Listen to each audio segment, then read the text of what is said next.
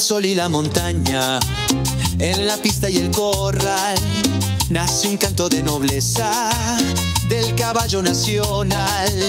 Una historia rica y vasta, de pasión descomunal, de un amor que no se gasta, de un legado sin igual. Con gusto de yegua venimos a cantar el podcast de caballos que nos hacen soñar. Nobleza en la mirada, tradición en el andar. Costa Rica entera nos va a escuchar.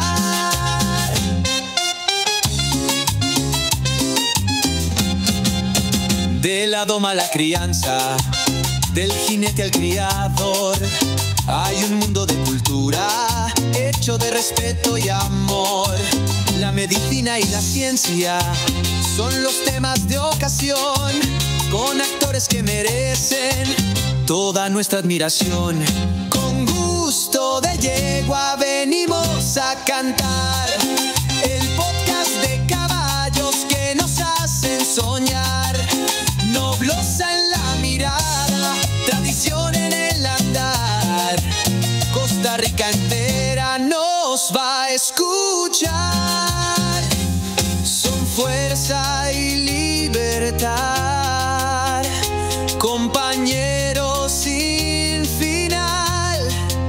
Con sus pasos representan un orgullo nacional. Con gusto de yegua venimos a cantar un legado de caballos que no morirá jamás. De la historia a la cultura, su espíritu brillará. En la tierra costarricense su andar perdurará.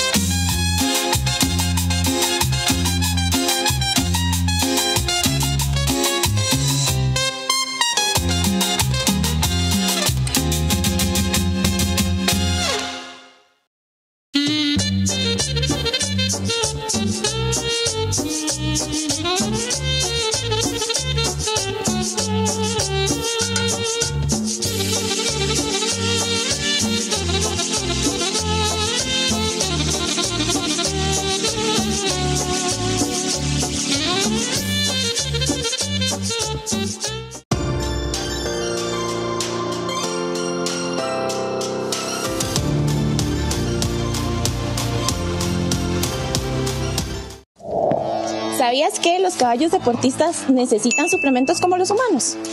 Por eso te recomendamos Pre-Racing, que contiene vitaminas, aminoácidos y minerales, ideal para mejorar su rendimiento en competencias. Media jeringa al día 5 días antes y una completa 3 horas antes del evento.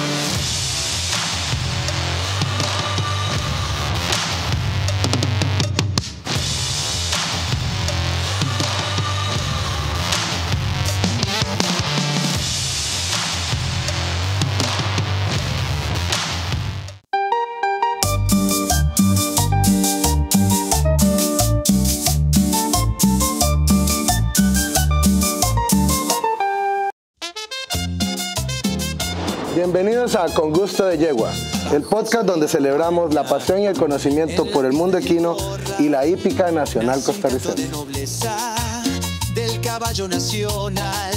Exploraremos la grandeza del caballo iberoamericano,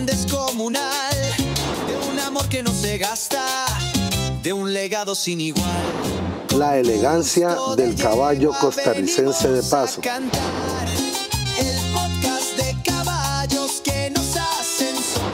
la tradición del pura raza español, Costa Rica entera. Prepárate para un recorrido apasionante por la historia del caballo en Costa Rica.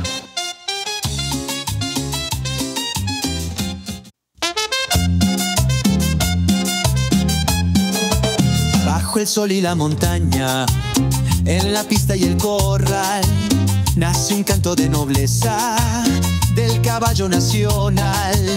Una historia rica y vasta. Hola a todos los amigos, seguidores de Con Gusto de Yegua Podcast. Hoy ha sido un día pues muy esperado por nosotros, por la producción y por mi persona.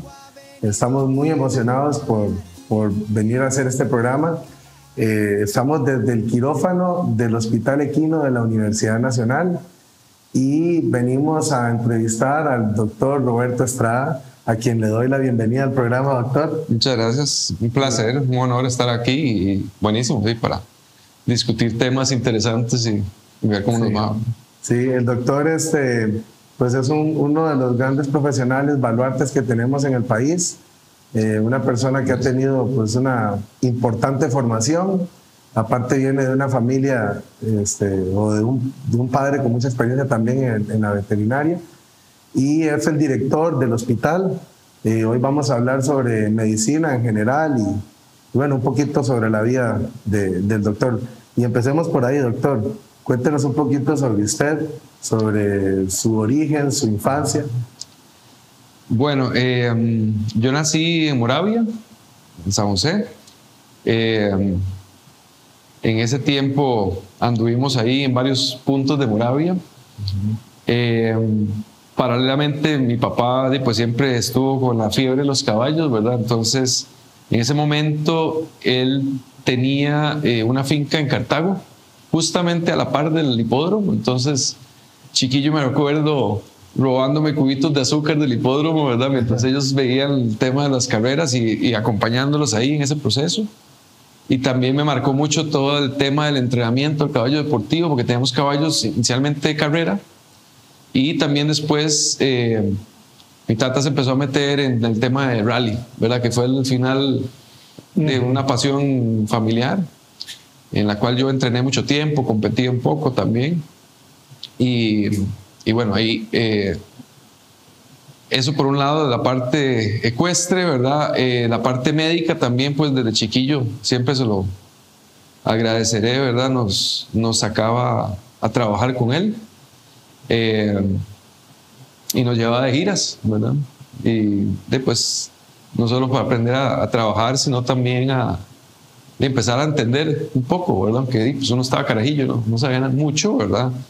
Esa experiencia, ir viendo cómo se trabajaba, cómo se hacía, empezar a escuchar los diagnósticos, empezar a entender, tal vez empezar a leer un poco para, ya sobre todo ya más grande, cuando entré a la veterinaria, pues siempre fue una ayuda bastante buena, ¿verdad? Y después el otro reto es hacer uno su camino, ¿verdad? Porque al principio pues te encasillan dentro de lo que era el otro, ¿verdad? Ajá, Entonces, pero sí usted se enamoró de la siempre, medicina veterinaria a través de su papá. Claro, y en la familia siempre tuvimos un montón de mascotas, siempre perros, gatos, cuilos, ardillas, lapas, cuanto bicho había, ¿verdad? Entonces también esa parte pues me marcó, ¿verdad? Y siempre ha sido como esa pasión, ¿verdad? Por los animales específicamente, pues me gustan todos, o sea, la mayoría por lo menos, pero sí, el caballo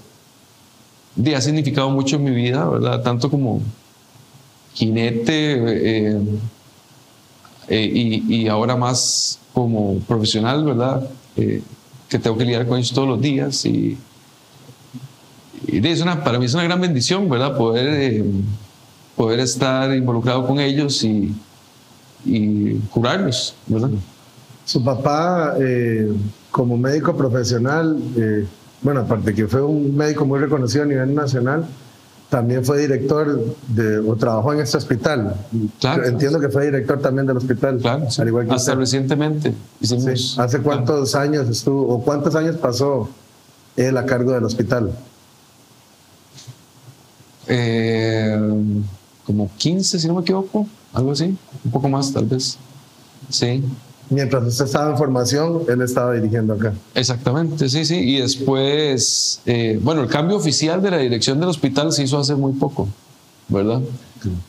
Porque a pesar, él, digamos, todavía en los últimos años, yo estaba más en la parte clínica y más en la parte administrativa y digamos que lo trabajamos en conjunto, ¿ves? Pero ahorita ya la parte de dirección del hospital la cambiamos hace muy poco, ¿verdad? Entonces ahí estamos. Doctor, háblenos de su formación, cómo empezó y por dónde, por qué universidades o qué escuelas pasó y cuáles son los títulos que usted tiene. Ok. Bueno, yo me gradué de acá, de la Escuela de Medicina Veterinaria en la Universidad Nacional. Empecé, como la mayoría, chambeando en lo que hubiera, ¿verdad? Me acuerdo que los primeros clientes fueron muchos fincas lejos, ¿verdad? Tenía unas fincas en Liberia, tenía unas fincas en otros lados y de esas manejadas, ¿verdad? Ir a pulsearla ahí, a hacer de todo un poco. Muy rápidamente me di cuenta que no me gustaba la reproducción, que no me gustaban algunas otras cosas, digamos, ¿verdad? Odontología, reproducción nunca fue como que me llamó mucho la atención. Me tocó hacer algunas cosas al principio porque no le queda una de otra, ¿verdad? Pero creo que rápidamente entendí que primero no quería seguir en eso porque no era algo que me apasionara y segundo que había una necesidad, digamos, en el país de irse enfocando en ciertas áreas, ¿verdad? Que es algo que sucedió a nivel internacional desde hace mucho tiempo y que aquí hemos venido muy quedados atrás en eso, ¿verdad? En especializarse. Y eso es importante, digamos, hay diferentes niveles de capacitación. Está el médico general, después está el médico que hace un énfasis, que son cursos, diplomados, doctorados, maestría, todo eso, digamos que es un escalón más arriba de conocimiento, pero eso no te hace un especialista, sino que te permite, digamos, tener ese conocimiento y esas habilidades en un área en particular. Es más como un énfasis, por decirlo así, ¿verdad? Una especialidad, y aquí es interesante, la palabra está muy prostituida, todo el mundo dice que es especialista, o sea, el que se sube al techo y arregla las goteras es especialista en goteras. Ajá. El que arregla el caño es especialista en caño, ¿verdad? Pero la palabra especialista en medicina veterinaria, al igual que en medicina humana, todo el mundo sabe que un cardiólogo es un especialista y el proceso lo entendemos que es alguien que estuvo muchos años trabajando en esa área con una supervisión de otras personas, pasó ciertos exámenes y pudo ser cardiólogo. Pues resulta que en veterinaria tenemos hoy por hoy como unas casi 30 especialidades diferentes en las que un médico veterinario puede enfocarse, ¿verdad? Y terminar siendo especialista. Pero para decir que uno es especialista, tenés que cumplir un entrenamiento de 3-4 años donde solamente vas a trabajar en esa área bajo la supervisión de otros especialistas. Tenés que cumplir con cierta cantidad de investigaciones, tenés que cumplir con cierta cantidad de cursos y lo más duro es que al final del proceso tenés que hacer un examen y pasarlo. Ese examen entran 1200 artículos científicos y 7 libros, digamos en mi caso, y tenés que hacer una cantidad mínima de procedimientos y una vez que tú mandas todo eso y pasas el examen te dan el título de que sos especialista. Entonces eso fue lo que hice, ¿verdad? Siempre mi sueño fue aprender a hacer cirugía mejor, a ver el tema de renqueras mejor, que fue lo que te mencionaba antes. A mí lo que me enganchó inicialmente fueron las cojeras, ¿verdad? Que era para mí un reto, porque yo no entendía qué era lo que estaba pasando, ¿verdad? Entonces empecé a estudiar y a leer y de ahí en adelante me empezó a gustar mucho la ultrasonografía ortopédica. Entonces en esa área también me he capacitado y certificado. Y después de que me gradué de acá, para seguir con tu pregunta, que me desvié un poco, estuve trabajando como unos 2-3 años, entré al plan, incluyendo, digamos, algunas horas aquí en la universidad, y entré a lo que se llama el plan de relevo de la universidad, que es que seleccionaban a ciertas personas con cierto perfil para ir a capacitarse, porque ya venía gente que se iba a pensionar en algún momento del partido. Entonces, inicialmente apliqué, con unos estudios de células madre, que fue, digamos, para graduarse aquí había que hacer en ese momento solamente, se podía con tesis, entonces una tesis en células madre derivadas de grasa. Entonces aislamos y cultivamos células madre y tratamos caballos con problemas de tendón, articulación, etc. Esa fue mi tesis de graduación de la licenciatura. Y entonces es un tema que todavía sigue siendo un tema sexy, interesante, ¿verdad? Nuevo, novedoso. Y entonces, básicamente monté un proyecto y con ese proyecto apliqué para irme a Alemania por medio del gobierno alemán, del Servicio de Intercambio Académico alemán. Y fue un proceso largo, duré un año aplicando ahí. El primer año tenía todo listo, ya me han dicho que sí, había ganado, porque es un concurso, ¿verdad? Hay un montón de gente de diferentes lados. Había ganado el espacio y todo, y la universidad a la que había aplicado no me mandó una carta y perdí todo. Entonces, qué duro, con lo difícil que es. Fue súper agüevado, ¿verdad? Porque tuve que esperarme un año. Me dijeron, este proyecto está muy bueno, si aplicas el otro año casi que te dicen que sí. Entonces conseguí otro contacto allá y volví a aplicar, y ya esa vez sí lo pegué. Y después de entonces empecé el proceso para hacer el doctorado. Digamos, en este caso saqué un doctorado en ortopedia y en medicina regenerativa.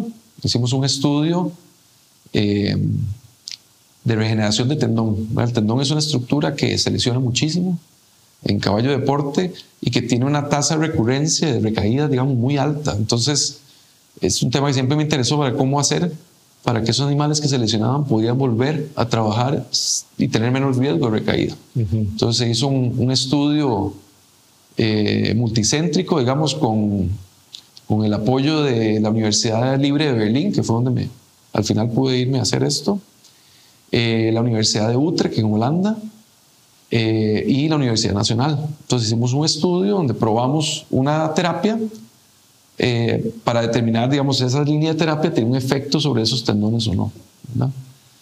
Ese fue el doctorado. Paralelamente al doctorado, digamos que la mayoría del trabajo se hizo, como les digo, en 3 países diferentes. Cuando usted dice se hizo en 3 países diferentes, ¿usted estuvo en los 3 países haciendo el mismo estudio? ¿Cuánto duró haciendo ese estudio? Como 4 años más o menos. Wow. Sí. O sea, todo el proceso, digamos. Sí, pero eso era al final, para hacer un doctorado. Para graduarse en Berlín. Exacto. El doctorado básicamente es un énfasis, es una especialidad, si se puede llamar así, pero académica. Es para aprender a hacer investigación. La finalidad del doctorado es que uno pueda investigar sobre algún tema novedoso, así muy por encima, ¿verdad? Entonces decidimos esto, se realizaron, o sea, yo me fui a Alemania, conseguí algunos dineros para investigación allá, y en Holanda también me dieron otro dinero, y después de eso aprendí a hacer, digamos, unas técnicas allá en Alemania.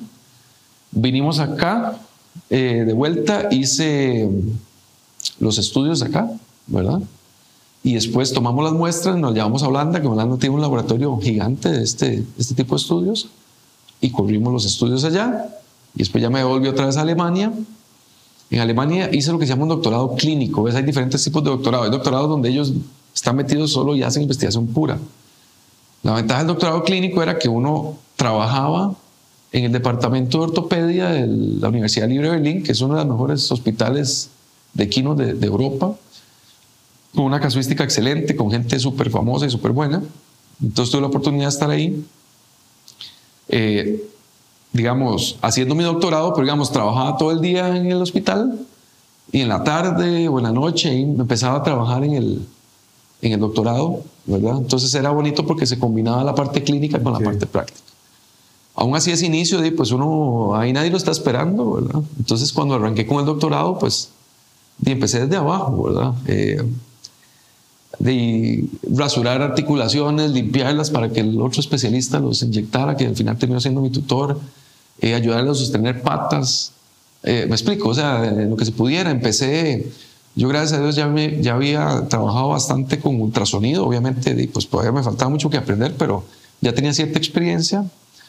Y cuando llegué a Berlín, tuve la suerte de que la señora encargada de imágenes médicas se había pensionado. Se tenía, no sé, un mes de haberse pensionado, algo así. Entonces, habían varios colegas que habían quedado básicamente votados, ¿verdad? Con el proyecto de investigación.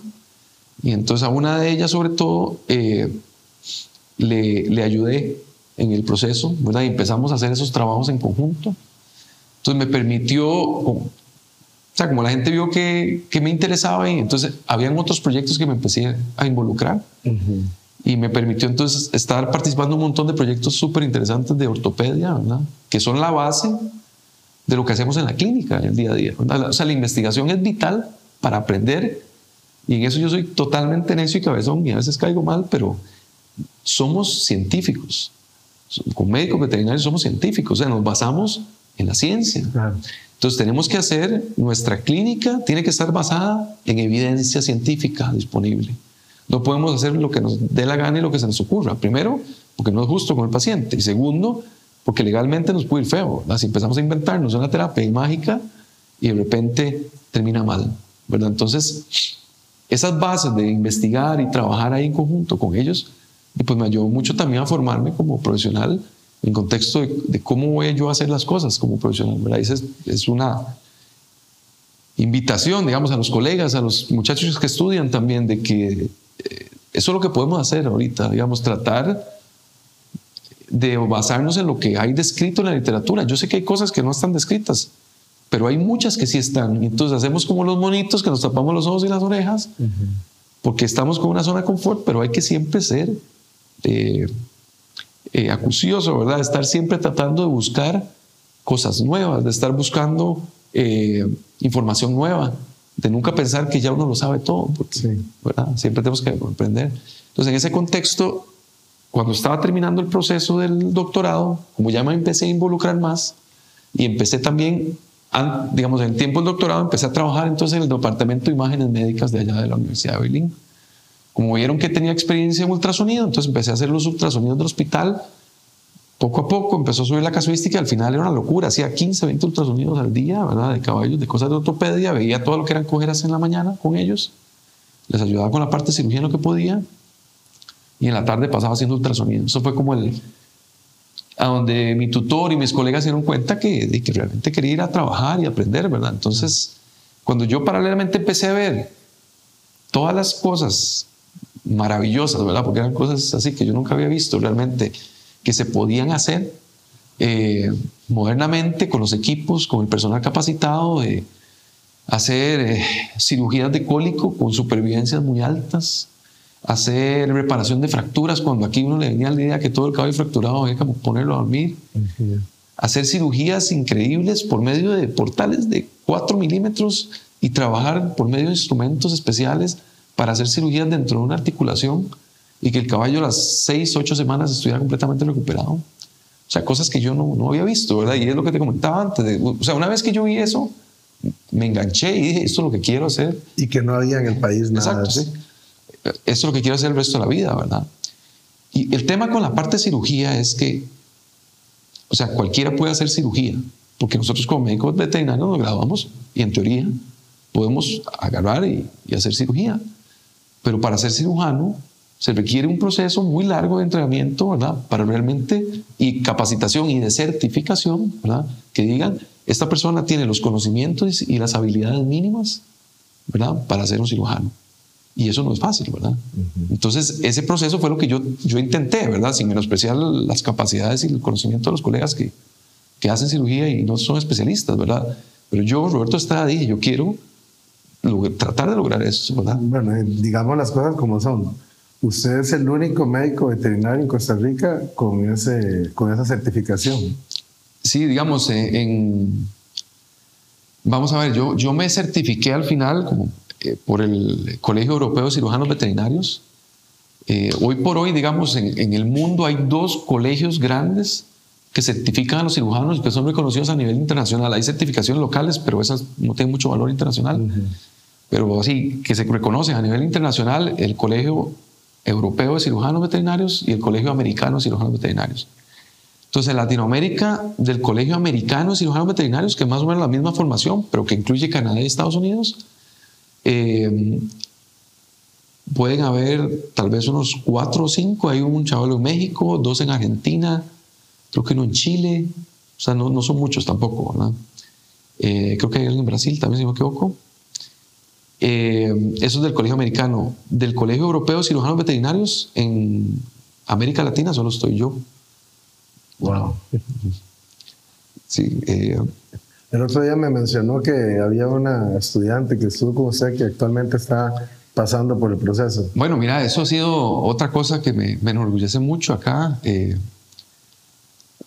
Durante estos casi 10 años de haber vuelto, han pasado por acá gente maravillosa, muy capaz, ¿verdad? Que han sido mi mano derecha en sus particulares periodos, ¿verdad? Y que me han ayudado mucho a que esto sea lo que es hoy, ¿verdad? Yo te diría que el 90% de esas personas siguieron como ese sueño de especializarse, de certificarse, de estar como en ese nivel, ¿verdad? Y ahora están en Estados Unidos, en Canadá, en Europa, haciéndolo. Y ya, digamos, uno de los colegas que estuvo con nosotros acá, Patricio, él está terminando de sacar una especialidad en reproducción, en equinos. La esposa, que también Carla, que trabajó acá, es especialista en anestesiología veterinaria y trabaja ahora en una universidad en Estados Unidos. Él está en Estados Unidos, Patricio también allá. Después está Diana Vargas, que es la otra colega que fue asistente acá.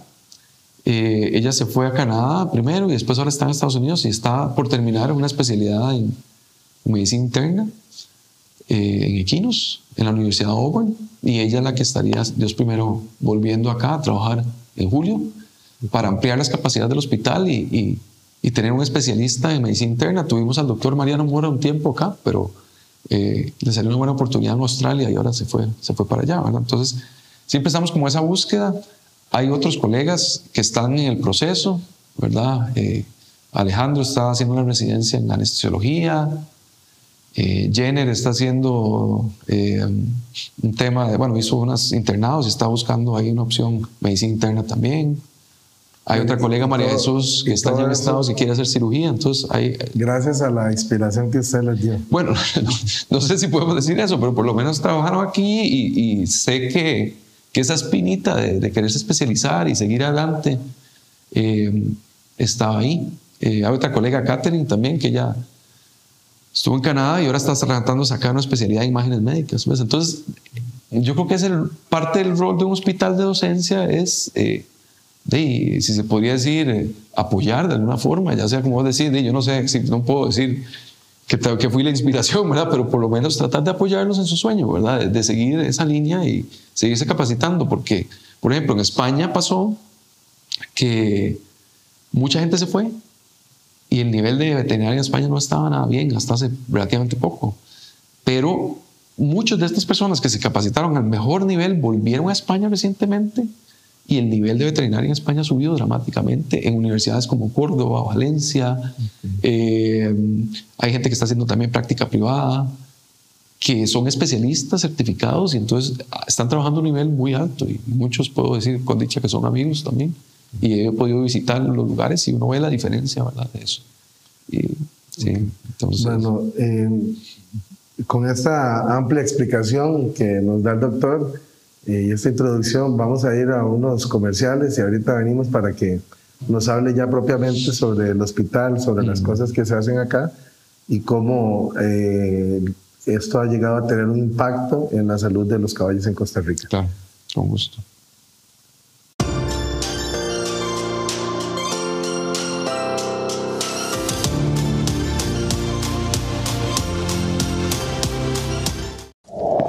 ¿Sabías que los caballos deportistas necesitan suplementos como los humanos?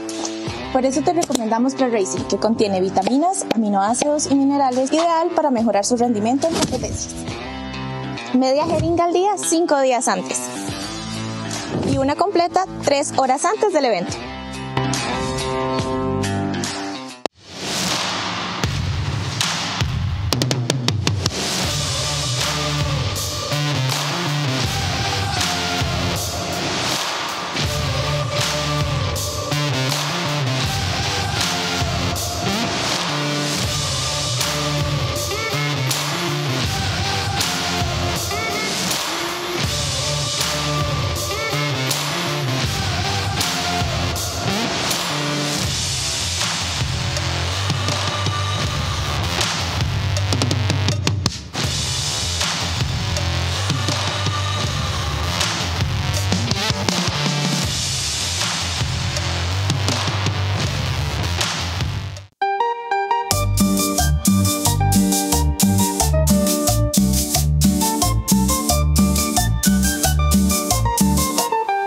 Regresamos a este podcast con el doctor Roberto Estrada y bueno, desde acá, desde la Universidad Nacional, el Hospital Equino, donde se hacen múltiples tratamientos y cirugías. Quisiera pedirle al doctor que empiece por explicarnos cómo trabaja el hospital, cómo se forma. Sé que una parte es iniciativa de la fundación de la universidad, de cuántos médicos trabajan y las tareas que hacen en general. Ok, la Escuela de Medicina Veterinaria desde sus inicios tuvo, digamos, el enfoque que creo yo correcto de tratar de tener hospitales de docencia en donde llegaban casos externos para que los estudiantes vieran lo que el médico hacía, ¿verdad? Y ese ha sido, o sea, sigue siendo el enfoque. Yo te comentaba anteriormente, hay muchos mitos, ¿verdad? Como que el estudiante es el que hace las cirugías. Aquí, gracias a Dios, pues bajo el marco de la bioética, que también eso tiene mucho cuidado y están todos los permisos del caso y todo, pues hay animales de la finca que se utilizan para las prácticas de los muchachos. Cuando son cosas invasivas se utilizan usualmente especímenes, o sea, animales, patas de caballos muertos, etcétera, para que ellos hagan procedimientos quirúrgicos, otras cosas. Y esto que hacen acá es la rotación final, donde ellos son una gran ayuda para nosotros en el hospital, monitorean los caballos, están con nosotros en esos procesos. De la mano de los cirujanos que estamos acá, nos permite tener esa ayuda de parte de ellos, ¿verdad? Y ellos aprenden cómo se tratan los casos, ven las cirugías, nos asisten a veces en las cirugías, cosas así, asisten a la anestesia y hace que sea una formación bastante integral, ¿verdad? Porque ven todo ese proceso, ¿verdad? Desde estar lidiando con el cliente hasta ya, digamos, una cirugía avanzada, digamos así, ¿verdad? La Universidad Nacional, bueno, yo soy profesor de la Universidad Nacional, ¿verdad? Entonces doy clases en diferentes cursos, eso nos paga la universidad por eso, pero también nos estimula a formar lo que se llaman proyectos VER, que son proyectos de venta de servicios. ¿Por qué? Porque el proyecto de venta de servicios, el especialista de la universidad tiene la capacidad de impactar el mundo externo, por decirlo así, porque hay gente que no tiene esos proyectos, hace investigación súper importante a nivel internacional y desde el punto de vista del conocimiento como tal, pero no tiene un impacto en la sociedad. En este caso particular en los caballos. Entonces, la Escuela de Medicina Veterinaria es una excepción, bueno, tal vez no excepción, pero es punta de lanza, por decirlo así, en lo que es proyectos. Casi que todos los profesores que estamos aquí tenemos proyectos de venta de servicios en las diferentes áreas, ¿verdad? Okay. Entonces, como quien dice, ahí se abre el hospital para el resto del país. Exactamente. Paramos la parte de y para mí, digamos, es de igual importancia que la parte de docencia, porque entonces tenemos un impacto en la sociedad, ¿verdad? Que aparte de educar a los chicos, ¿verdad? Entonces esa parte, esos dineros, esa parte externa lo maneja la Fundauna. La Fundauna entonces nos permite trabajar como un ente semiprivado dentro del marco estatal. Entonces la universidad nos permite la utilización de un área en el contexto que nosotros vamos a hacer un hospital de docencia, que vamos a, dentro de nuestros procesos van a haber estudiantes involucrados, pero la parte de manejo de los fondos lo hace la Fundauna. Entonces, lo que te comentaba, el 95% de los caballos que están internados o más son animales de clientes externos, ¿verdad? De gente que, ya sea que el colega refiere el caso o que el cliente también, si quiere, puede traer el caso directamente para ser revisado, ¿verdad? Son como las dos modalidades. Y esto se le paga a la Fundauna normalmente. Y esos procesos, como usted lo dijo antes, están supervisados y dirigidos por médicos veterinarios, no por estudiantes. Así, por supuesto. Me habló de que habían, ¿cuántos? 30 o algo así, médicos. Por eso, digamos, en la escuela de veterinaria somos como unos 30 y resto de profesores, ¿verdad? En el Hospital Equino ahorita somos 3 profes, digamos, 2 médicos veterinarios, digamos, que son como asistentes. Hay un montón de estudiantes asistentes que son chicos que tienen ya años de trabajar aquí en el hospital y nos ayudan con labores, digamos, de limpieza, desinfección, preparación de material quirúrgico, etc. Y después están los estudiantes, los rotantes, que son los chicos de último año que ya han pasado toda la carrera y que hacen rotaciones de 6 semanas, 2 rotaciones de 6 semanas por año en este hospital, ¿verdad? Entonces, estos muchachos que vienen, como les digo, pues nos ayudan con muchas labores en el contexto de cuidar los caballos, darles de comer, monitorearlos, ver que todo está bien, ¿verdad? Obviamente de la mano de los asistentes y nuestra, ¿verdad? Y después nosotros hacemos los procedimientos, ellos están ahí a la par nuestra, viendo cómo se hacen las cosas, ¿verdad? A nivel nacional, evidentemente, hay esfuerzos de veterinarios de forma privada, hay clínicas privadas, pero ninguna clínica tiene, jamás en comparación con el hospital, la capacidad en cuanto a equipos, personal y conocimiento por la investigación que hay detrás de ellos. Entonces, doctor, este hospital, como usted lo dijo, le da servicio a todos las personas que quieren traer sus caballos y sus casas acá. Claro. Entonces, explíquenos cómo funciona eso, si no necesariamente tiene que ser referido por un doctor. La persona puede llamar directamente al hospital y decir, se me quebró mi caballo, quiero llevarlo, quiero que me lo vean una articulación, etc. Correcto. Una cosa muy importante, bueno, como les decía, hace poco tuve la oportunidad de ir a dar unas charlas a Colombia sobre fracturas en caballos. Y tuve la oportunidad de hablar con gente de toda Latinoamérica, México, Uruguay, Paraguay, Brasil, Colombia, etcétera, ¿verdad? De todo lado. Y uno como que no se da cuenta a veces, ¿verdad? Pero, o sea, caí en razón de lo bendecidos que somos. O sea, lo que nosotros tenemos hoy en este hospital en cuanto a equipo y todas las cosas que se están metiendo y todo lo que viene de estos proyectos nuevos de hacer un hospital nuevo, etcétera, no lo tiene nadie o casi nadie en Latinoamérica.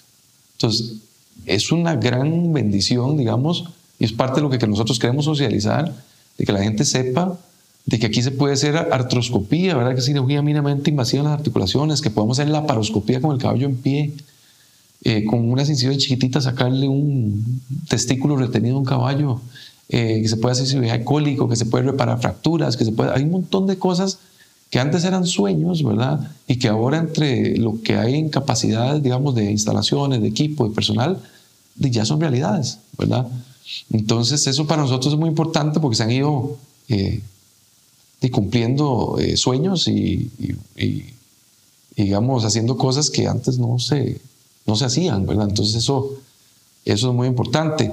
Con respecto a la referencia, yo he tratado en toda mi vida de hacer un manejo ético, digamos, de todos los pacientes que entran acá, en el contexto de que cualquier colega está invitado a enviar un caso que se salga de sus manos, ¿verdad? Porque al final todos los escalones, yo le digo esto a los muchachos, ¿verdad? Todos los escalones de la educación son indispensables para el funcionamiento de la medicina veterinaria.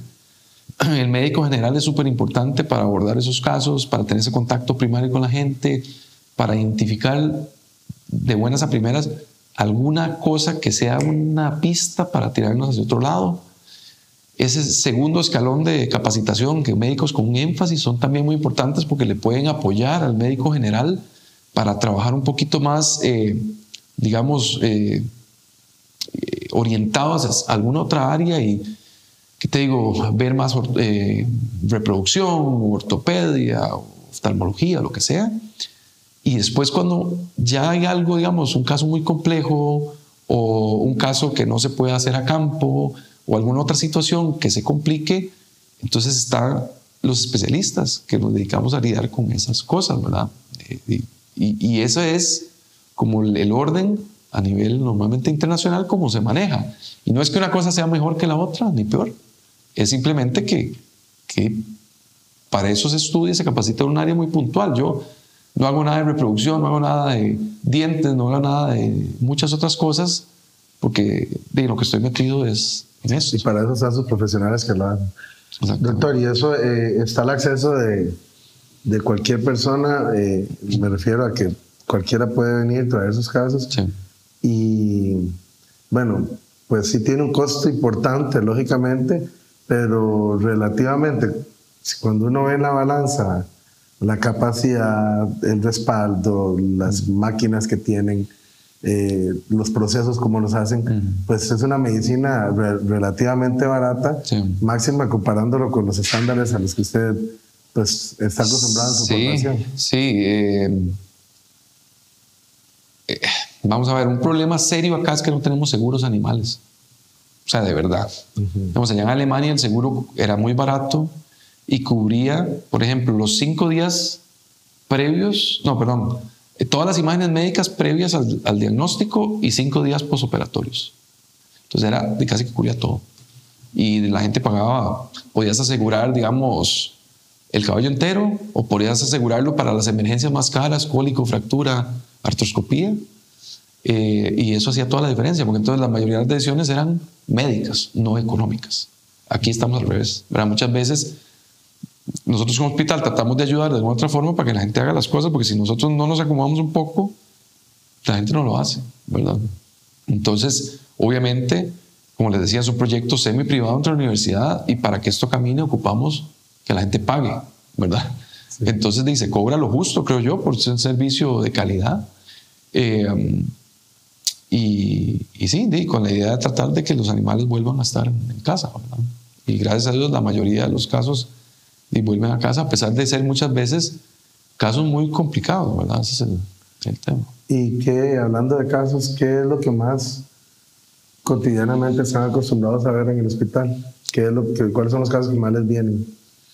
¿Y en qué estado también? Porque me imagino que como se trata de un lugar pues más especializado, probablemente no se lo traen desde el principio, sino que se lo traen cuando ya el caballo viene bien grave. Exacto. Terminando un poco la idea anterior, entonces es muy importante, ¿verdad?, tener claro que el cliente directamente puede contactarnos si tiene un caso, porque es un servicio 24/7, es una cosa importante. O sea, aquí hay gente siempre, ¿verdad? Entonces, 24 horas siempre, todos los días. Siempre va a haber gente, alguien va a estar de guardia, ¿verdad?, atendiendo las emergencias. Entonces, eso es importante para darle también confianza y seguridad a la gente que pues existe un centro con esas capacidades. Y básicamente igual los colegas saben, ¿verdad?, como les decía, de que aquí pueden contar con nosotros para apoyarlos. Y fue interesante, me acuerdo de la primera colega que nos refirió un caso, duré como 1 hora explicándole que no le íbamos a piratear el cliente. O sea, a mí no me interesa dejarme el cliente. En general, el caballo viene aquí para hacer un procedimiento quirúrgico y yo lo vuelvo para la casa y trabajamos en conjunto con el veterinario a campo para que continúe el proceso, ¿verdad? Esa es la mecánica. La mecánica no es llega el caballo y chao, nunca más lo vieron. O sea, el veterinario a campo, si puede y quiere, puede hacer las infiltraciones de posoperatorio o cambio de vetaje o lo que sea. Me explico, al final la idea no es quitarle la chamba, sino poder trabajar a un mejor nivel, hacer la cirugía lo mejor posible y devolverle el caso al colega para que continúe y trabajar en conjunto lo que sigue hasta que se recupere el animal, ¿verdad? Bueno, aparte que me imagino que usted con tanto trabajo que tiene aquí no le da chance de es imposible, por eso es estar haciendo clientela específica. Es imposible. Bueno, yo, digamos, no tengo dedicación exclusiva, entonces también fuera de horario, en mi tiempo, digamos, libre, veo casos de ortopedia por fuera, porque desde un punto de vista idiosincrático a la gente no le gusta transportar los caballos para una cojera. O sea, en general, para una cirugía sí, pero para una cojera intenté los primeros años y no venía nada. Entonces también yo tengo mi práctica ambulatoria privada, sobre todo enfocada en cojeras. Entonces tengo ultrasonografía digital, rayos X digital. Sí, pero y esa parte la veo allá. Por eso, pero es basado en la enfermedad o en el padecimiento específico, no necesariamente en el cliente. Sí. O sea, no es que usted a un cliente le ve todo lo que necesite de parte veterinaria. No, pero eso es una transformación que creo que es eso a lo que tenemos que llegar y es lo que se hace a nivel internacional, que una finca debería tener 3 o 4 veterinarios. De acuerdo al problema que tenga. Cada uno en su área. Es que yo no puedo como veterinario ver todo. Bueno, sí, así es. Yo que soy criador, yo tengo, mi veterinario de cabecera, por decirlo así, que me ve muchísimas cosas, pero básicamente es experto en reproducción. Exacto. Pero yo la vez hace 5 años tuve un potro que me nació con un problema muy serio de una contractura y que usted me lo operó aquí en la universidad. Sí. Y que mucha gente, cuando yo le muestro el caso, le enseño las fotos, los videos de cuando el potro nació, todo el mundo me dice, ¿usted de verdad que ama los caballos? Ese caballo yo le hubiera metido un tiro. Sí, por supuesto. Y es lo común que se hacía antes. Pero bueno, gracias a Dios, para mí tenía, aparte de que yo amo los caballos, ese en particular tenía un valor emocional o adicional. Y bueno, lo traje acá, usted operó de, creo que 3 semanas de nacido. Sí, estaba pequeñito. Y logramos hacer que el caballo superara el problema. Hoy por hoy es un caballo que se monta, se ejercita, es el caballo de uno de mis hijos. Okay. Y bueno, y yo vivo sumamente agradecido con el trabajo tan profesional que usted hizo y muy contento también con la decisión que tomé de salvarle la vida y de ver que sí tenía un segundo chance. Claro. Y bueno, así me imagino que muchas personas que nos estarán viendo, pues que sepan que hay una opción donde poder recuperar los caballos en casos realmente críticos o ¿verdad? Relevantes. Bueno, para volver a tu pregunta, ¿qué vemos acá? De todo, la casuística es bastante mixta, diría yo. Vemos de caballos desde ponis hasta percherones o belgas de tiro, cosas así, ¿verdad? Se ven caballos de españoles, criollos iberos, caballos, o sea, warmlets, ¿verdad? Sangre tibia, de salto y dressage. A veces llegan burros, mulas. Es un hospital que te comentaba, el énfasis, ¿verdad? El enfoque más fuerte, el 95% o más, son caballos, pero de vez en cuando tenemos algunos casos de que muchas veces la gente no se quiere comer la bronca, digamos, o no sabe cómo, o no puede, no tienes capacidades.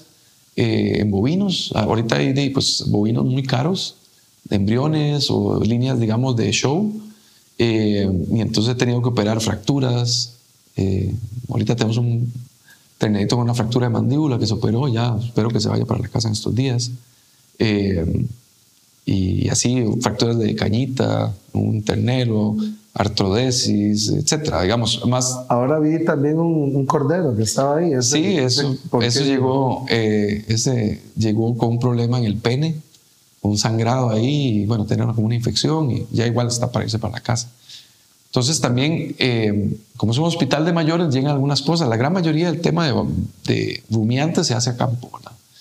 Pero bueno, en cuanto a la casuística, vemos muchas, digamos, laceraciones, heridas, ¿verdad? Cortes que caballos son carne molida, ¿verdad? Cada rato están en algún lado cortándose y pegándose.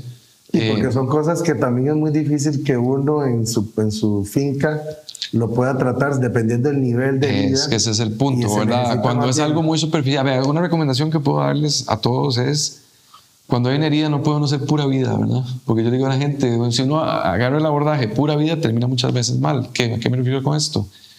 Si un caballo tiene un corte, aunque sea chiquitito, pero está cerca de alguna articulación, hay que descartar que esté comunicado con la articulación a toda costa, porque si no lo hacemos, puede haber una infección. ¿Qué es el problema?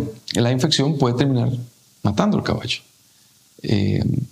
O por lo menos dejándolo inválido, ¿verdad? Por decirlo así.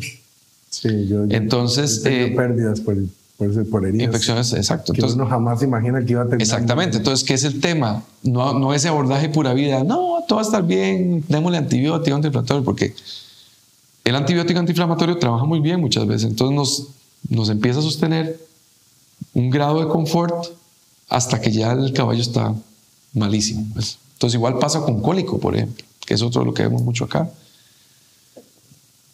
Lo que más mata caballos en este país son 2 cosas, indiferentemente del tipo cólico que sea. Una, el flunixin, que es maravilloso.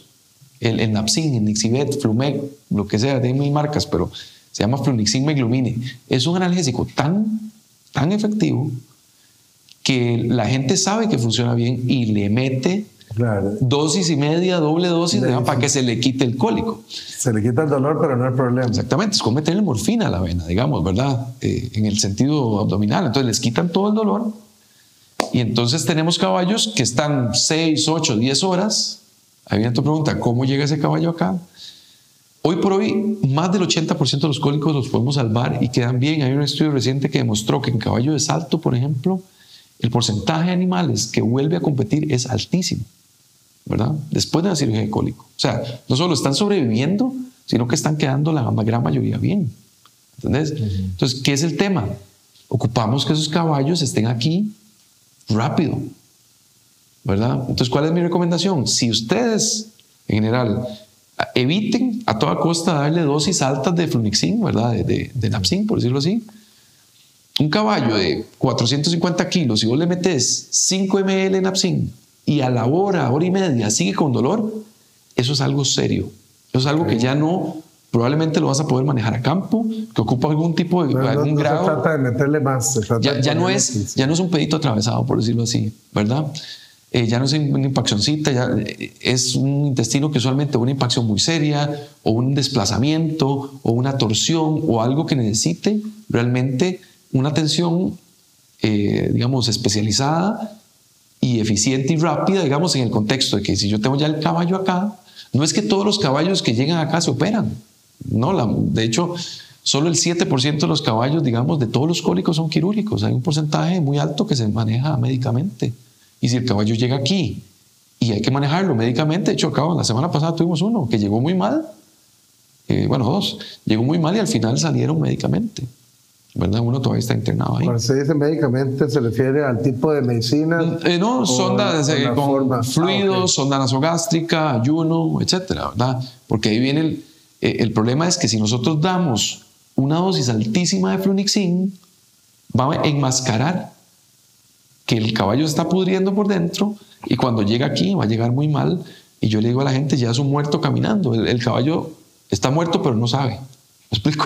O sea, es muy feo, pero esa es la realidad. Ya son caballos que están toxémicos, que están con parámetros terribles, súper deshidratados, que el momento que yo lo meto al quirófano se me va a morir, ¿verdad? Entonces, una vez uno de mis colegas que estuvo acá, que se fue a Estados Unidos y volvió, me dijo algo que nunca se me va a olvidar. Y me dice, doctor, aquí operamos los que allá matan. Y es muy fuerte, pero es eso, que la presión de que el dueño ama a su caballo, pero tal vez llegó muy tarde con el caballo acá. Y me dice, doctor, haga lo que sea. Y yo hago lo que sea. Pero ya ese caballo, el chance de que salga adelante no es el mismo. Entonces ya no puedo ofrecerle ese 80%, que todos querríamos, pero indiferentemente donde envíen el caballo, ¿verdad? Eso es una incitativa a nivel nacional, regional. Contacten al médico veterinario rápido, no se pongan a inventar de darle tantas dosis de analgésico. O aceite mineral y todas esas varas. Traten de usar dosis bajas y si ya el caballo no responde a eso, tener en el cerebro de que es algo más serio y que probablemente no se va a poder manejar a campo. Y eso salvaría muchísimas vidas y nos ayudaría a los que operamos cólico a tener caballos mucho más estables y a ustedes como dueños a tener animales que a la vuelta van a estar más sanos, van a tener menos complicaciones y van a poder volver a ser el mismo caballo de antes, ¿no entiendes? Bueno, vamos a dejar la conversación un momentito mientras vemos unos anuncios de nuestros patrocinadores y ya regresamos.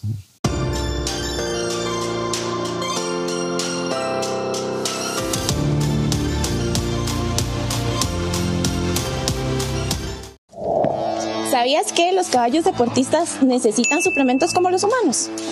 Por eso te recomendamos ProRacing, que contiene vitaminas, aminoácidos y minerales, ideal para mejorar su rendimiento en competencias. Media jeringa al día 5 días antes y una completa 3 horas antes del evento.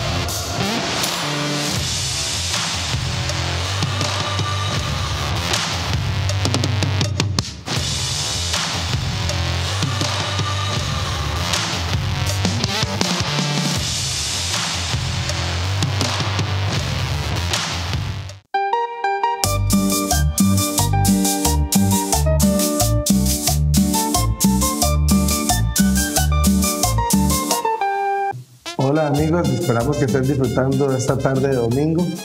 Y bueno, conversando aquí fuera de cámara con el doctor, estaba preguntándole sobre algunos de los padecimientos más comunes en los caballos de silla, sea español, iberoamericano, costarricense de paso, porque el público que nos mira, pues una gran mayoría son criadores de ese tipo de caballo, aunque sabemos que en Costa Rica hay caballos de todo tipo, como usted lo explicó, percherones, caballos de salto, etc. Hablemos un poquito, doctor, de esos padecimientos que usted ve más frecuente, producto de la cultura nuestra, de cómo criamos ese tipo de razas, sí, y de la genética que tienen. Ok, bueno, empezando de abajo para arriba. Sí. Una cosa que, bueno, Ramón abordó un poco, digamos, en el programa anterior, es la importancia del herraje, ¿verdad?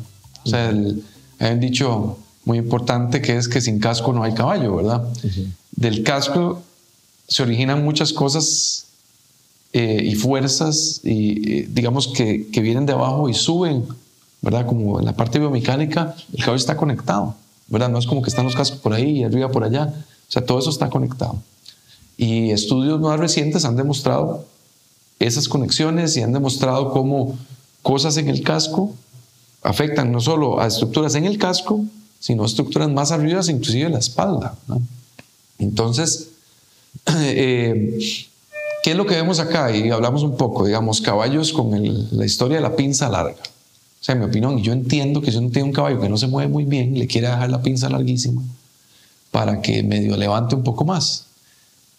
Pero estamos matando al caballo, ¿verdad? Los que nos gustan realmente los caballos y que realmente los queremos, si yo sé que con algo que yo le hago a él, le estoy causando un daño, y muchas veces llegamos a un punto donde ya es incurable, creo, y bueno, y también viene otra parte, que estamos haciendo trampa, ¿verdad? Porque si uno ve el reglamento, digamos, de Ibero, por ejemplo, de criollo, prohíbe las plantillas ortopédicas, bueno, las plantillas.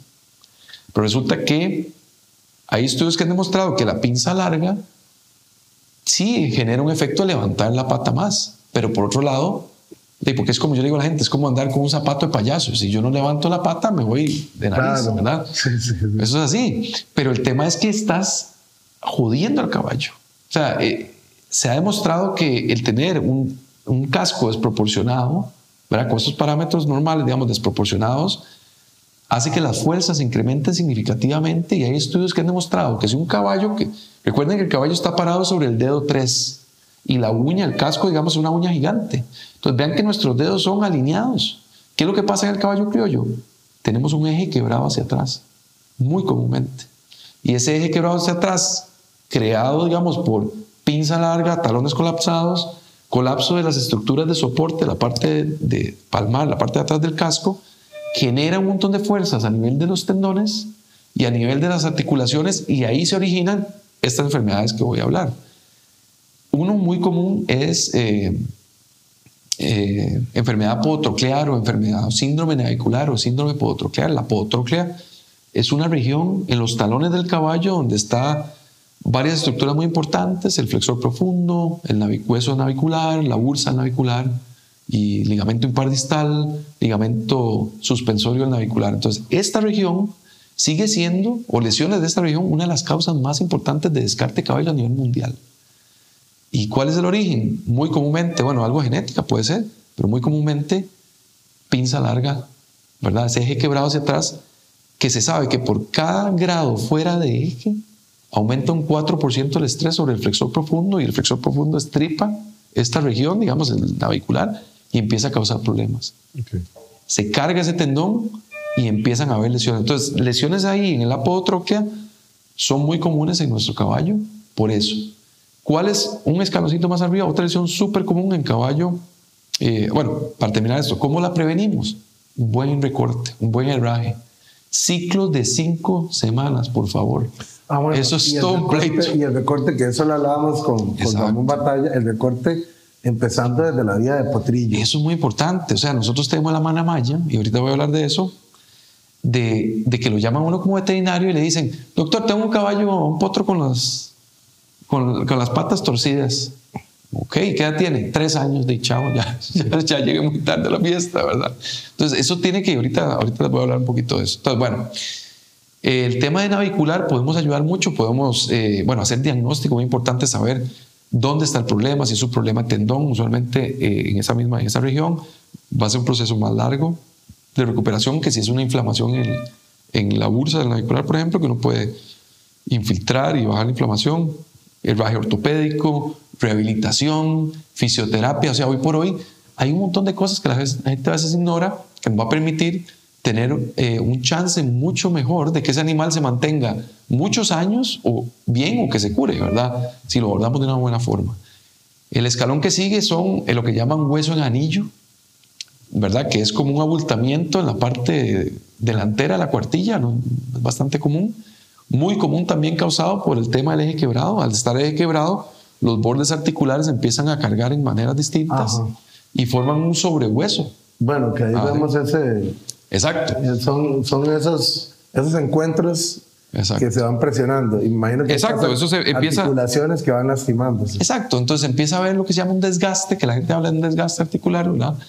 Esa degeneración del cartílago causa que empieza a pegar hueso con hueso y causa muchísimo dolor. Entonces este caballo, por ejemplo, es un caballo ibero que tenía una lesión bastante fea, estaba muy cojo de esa mano. Entonces hizo el diagnóstico, muy importante, ¿verdad? Cuando se hagan diagnóstico de cojeras, la gran mayoría de los casos, digamos, es importante hacer lo que se llaman bloqueos anestésicos. Hacer que es un buen examen ortopédico, ver el caballo trotando en línea recta, trotando en círculo, caminando en línea recta en círculo. Hay que hacer flexiones, hay que palpar y después muchas veces hay que hacer bloqueos anestésicos, que es que yo le voy durmiendo al caballo región por región para saber dónde está el dolor. Y ahí donde está el dolor, yo llego con mis equipos de rayos X, ultrasonido, a ver dónde está. Si yo puedo localizar el dolor con la mano, no ocupo eso, pero muchas veces no. Entonces, algo que muchas veces no se hace, y no somos médicos brujos, ¿verdad? Necesitamos saber, el caballo nos dice dónde le duele muchas veces. Entonces, necesitamos saber en qué región está para entrar, porque nosotros como ortopedistas, nuestro objetivo es quitar el dolor. Yo nada hago con diagnosticar sobre huesos, porque hay muchos que no duelen. ¿Verdad? Yo me hago en este momento un rayo X de mi espalda, está chaleña, porque me cayó un caballo encima en un momento en Alemania, pero no me está doliendo, gracias a Dios, en este momento. Entonces hay que buscar a dónde duele para poder tratar y ser eficiente. Entonces, osteoartritis de la interfalágica distal, la gran mayoría se puede manejar a tiempo, con buen herraje, con infiltración, con cambios en el entrenamiento, rehabilitación, fisioterapia. Digamos, ahorita hay láser tipo 4, por ejemplo, en el país, varios colegas tienen, que es una forma mínimamente invasiva de tratar esas artritis, funciona muy bien. Además, y se complementa con una infiltración, por ejemplo, que la infiltración sería inyectar en la articulación algún producto. ¿Qué producto? Bueno, puede ser un esteroide como triamcinolona, betametasona, puede ser plasma rico en plaquetas, que está de moda, puede ser células madre. Ahorita, bueno, vamos a hacer un tour por ahí, ahora les enseño.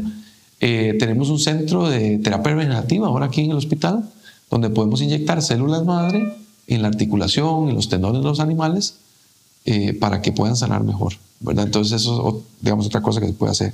Y ya si eso no funciona, y en algunas articulaciones especiales, como es la articulación de la cuartilla, que es una articulación más de compresión que de movimiento, si ya no puedo curarla, la fusiono.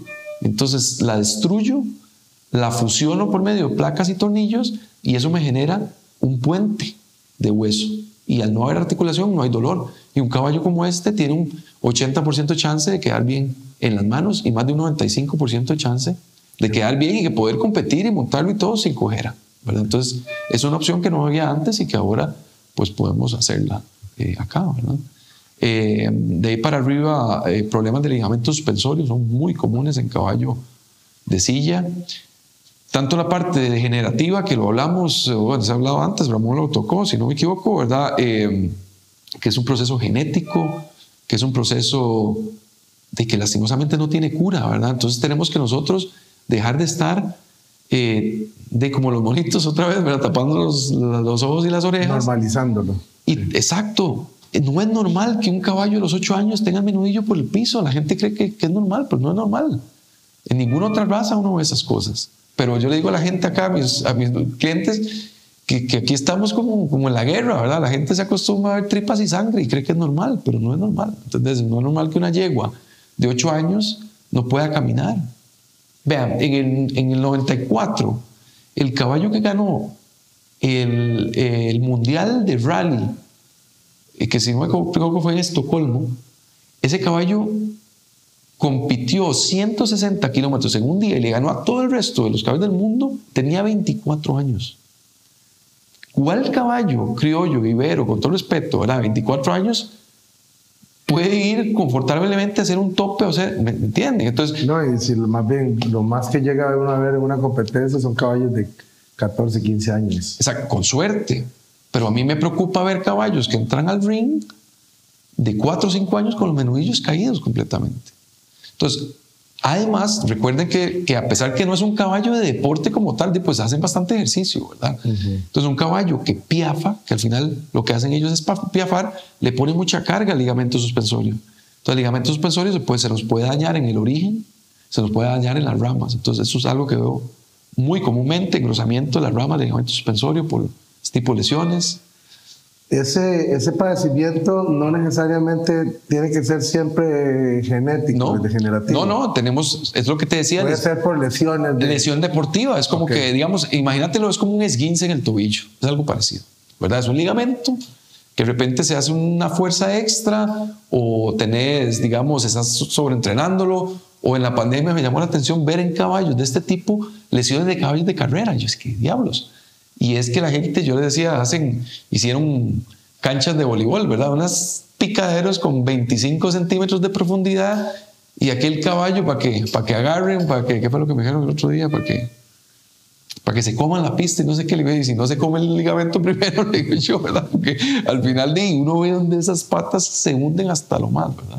Creo que lo recomendado en una pista es entre los 5 y los 7 centímetros máximo, ¿no? Sí, depende de lo que tengas. Digamos, si ya son caballos de salto. Por lo menos para caballos de silla. Sí, caballos de silla, mira, que no se pase los 10 centímetros, eso es lo ideal, ¿verdad? Yo en mi caso, en mi caballeriza, lo puse 10 centímetros y Sergio en aquel momento me regañó y me dijo que no, que tenía que quitarle un poco porque estaba pasando eso, que los caballos tendían a tener que tener un poquito más de firmeza sin llegar al piso sólido para que tampoco sea el impacto lo que los dañe. Eso es todo un tema, ¿ves? Y donde hay un montón de evidencia científica que el piso tiene un rol gigante en la prevalencia, digamos, la incidencia de lesiones deportivas o de lesiones ortopédicas, pues. Entonces, en los pisos, de aquí la gente le da círculo en un piso lleno de pelotas y piedras y durísimo, o se van al extremo, un lugar súper hondo, ¿verdad? Y yo digo a mis clientes que a veces los matan de amor los caballos, ¿verdad? Porque le quieren dar lo mejor, pero sin conocimiento de causa terminan jodiéndolos, ¿me entiendes? Entonces eso es importante. De ahí para arriba... Y las desviaciones, por ejemplo, porque no solamente es hacia atrás, a veces son...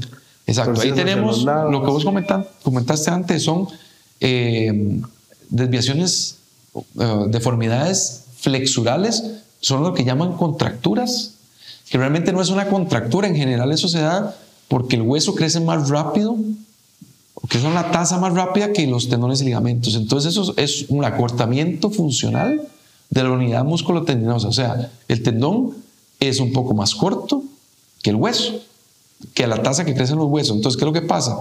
En vez de crecer al mismo tiempo, en conjunto, uno crece más rápido que el otro. Entonces, el tendón está pegado en el hueso. Y entonces, ¿qué es lo que hace? Digamos, quiebra el eje a nivel articular.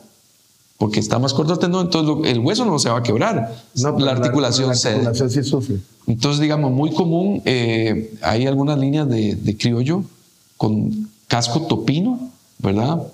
Los cascos tienen que tener una pared que sea rectita, cascos que sean cóncavos, o ya digamos que tenga una desviación, que la pared tenga, digamos, 60 grados o más, ya es un caballo que tiene pie topino. Y el pie topino está directamente relacionado con un acortamiento funcional del flexor profundo. ¿No es genético?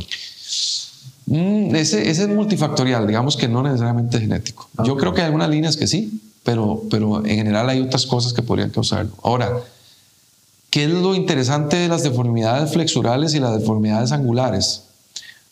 Que si las agarramos a tiempo, podemos tratarlas sin cirugía.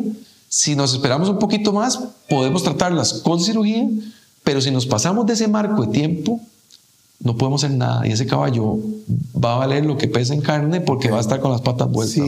Sí, porque pasa mucho, ¿verdad? En los potrillos, por el tema que hablábamos antes de que los criadores, muchos no le invierten dinero, no lo recortan, no esperan que el caballo se desarrolle y cuando ya tiene 8 meses, 9 meses, tal vez es donde empiezan a dar importancia a eso. Si comenzamos a ver un problema de desviación desde chiquito, ¿qué deberíamos hacer? ¿Simplemente recortarlo o algo más?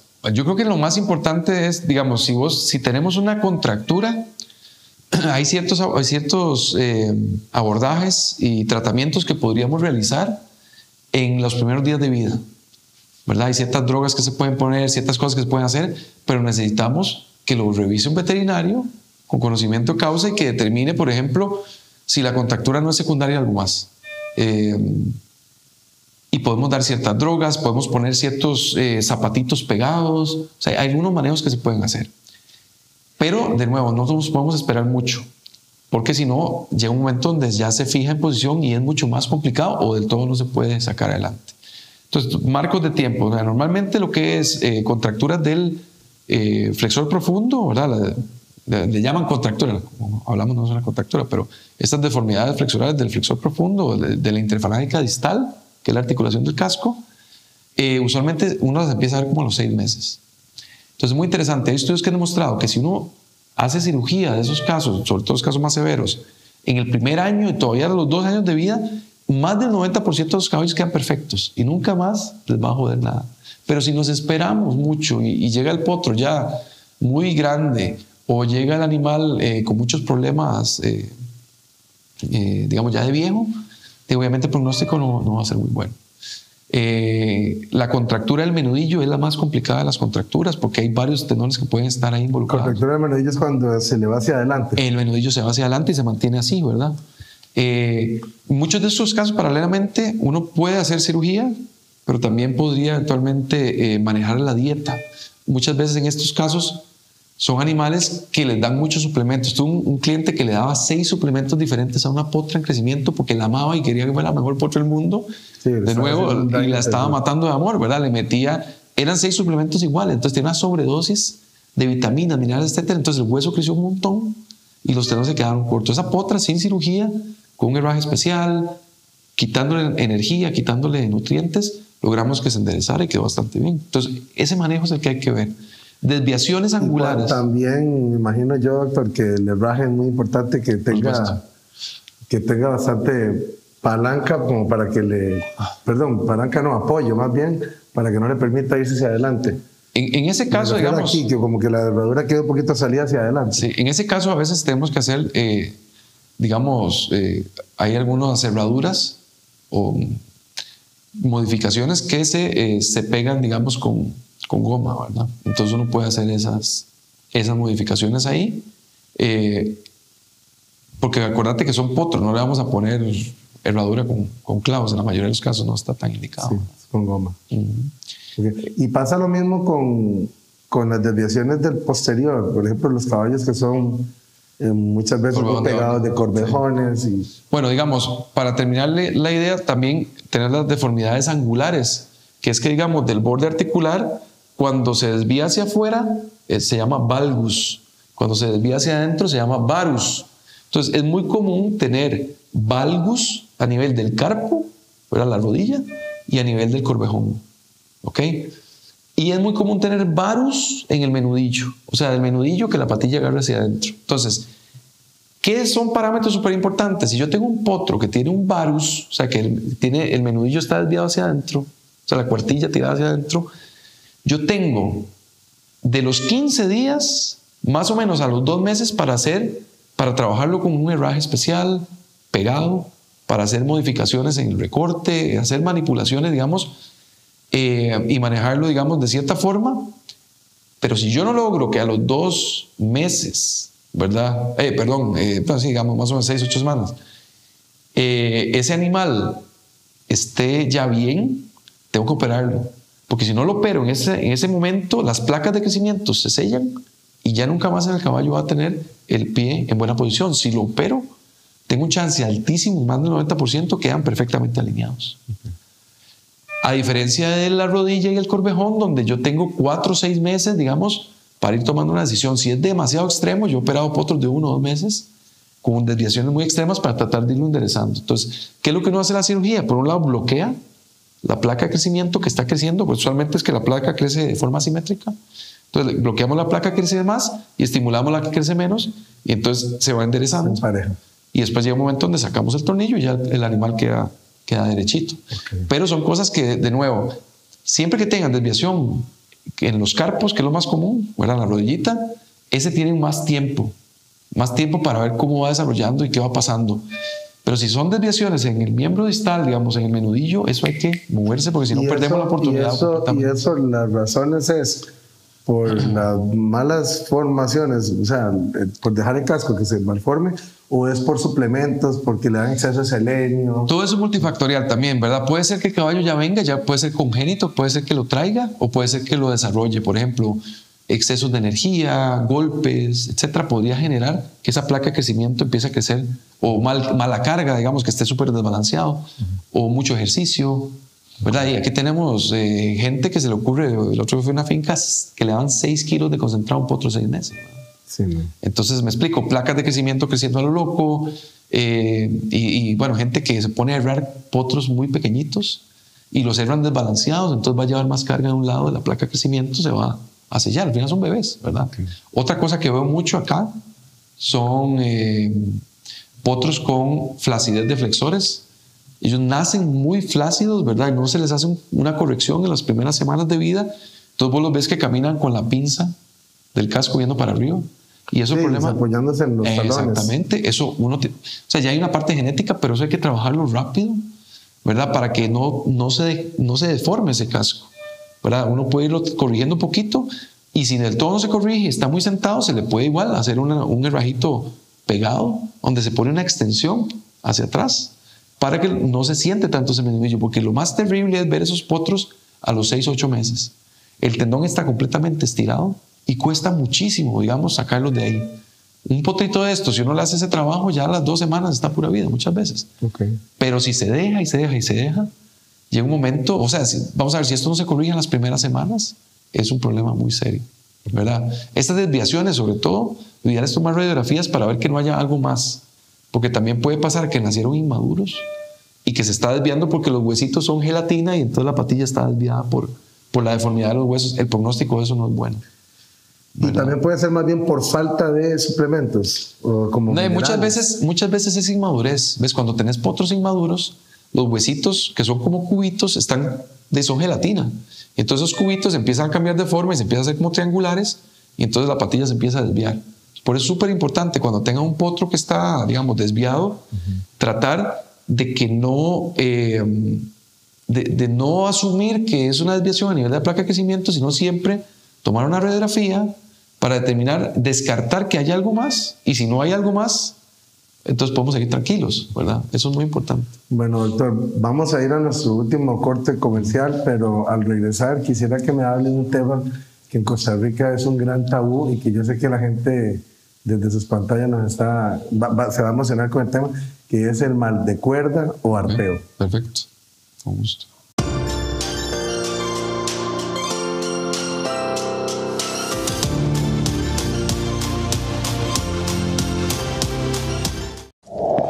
¿Sabías que los caballos deportistas necesitan suplementos como los humanos? Por eso te recomendamos Pre-Racing, que contiene vitaminas, aminoácidos y minerales, ideal para mejorar su rendimiento en competencias. Media jeringa al día 5 días antes y una completa 3 horas antes del evento.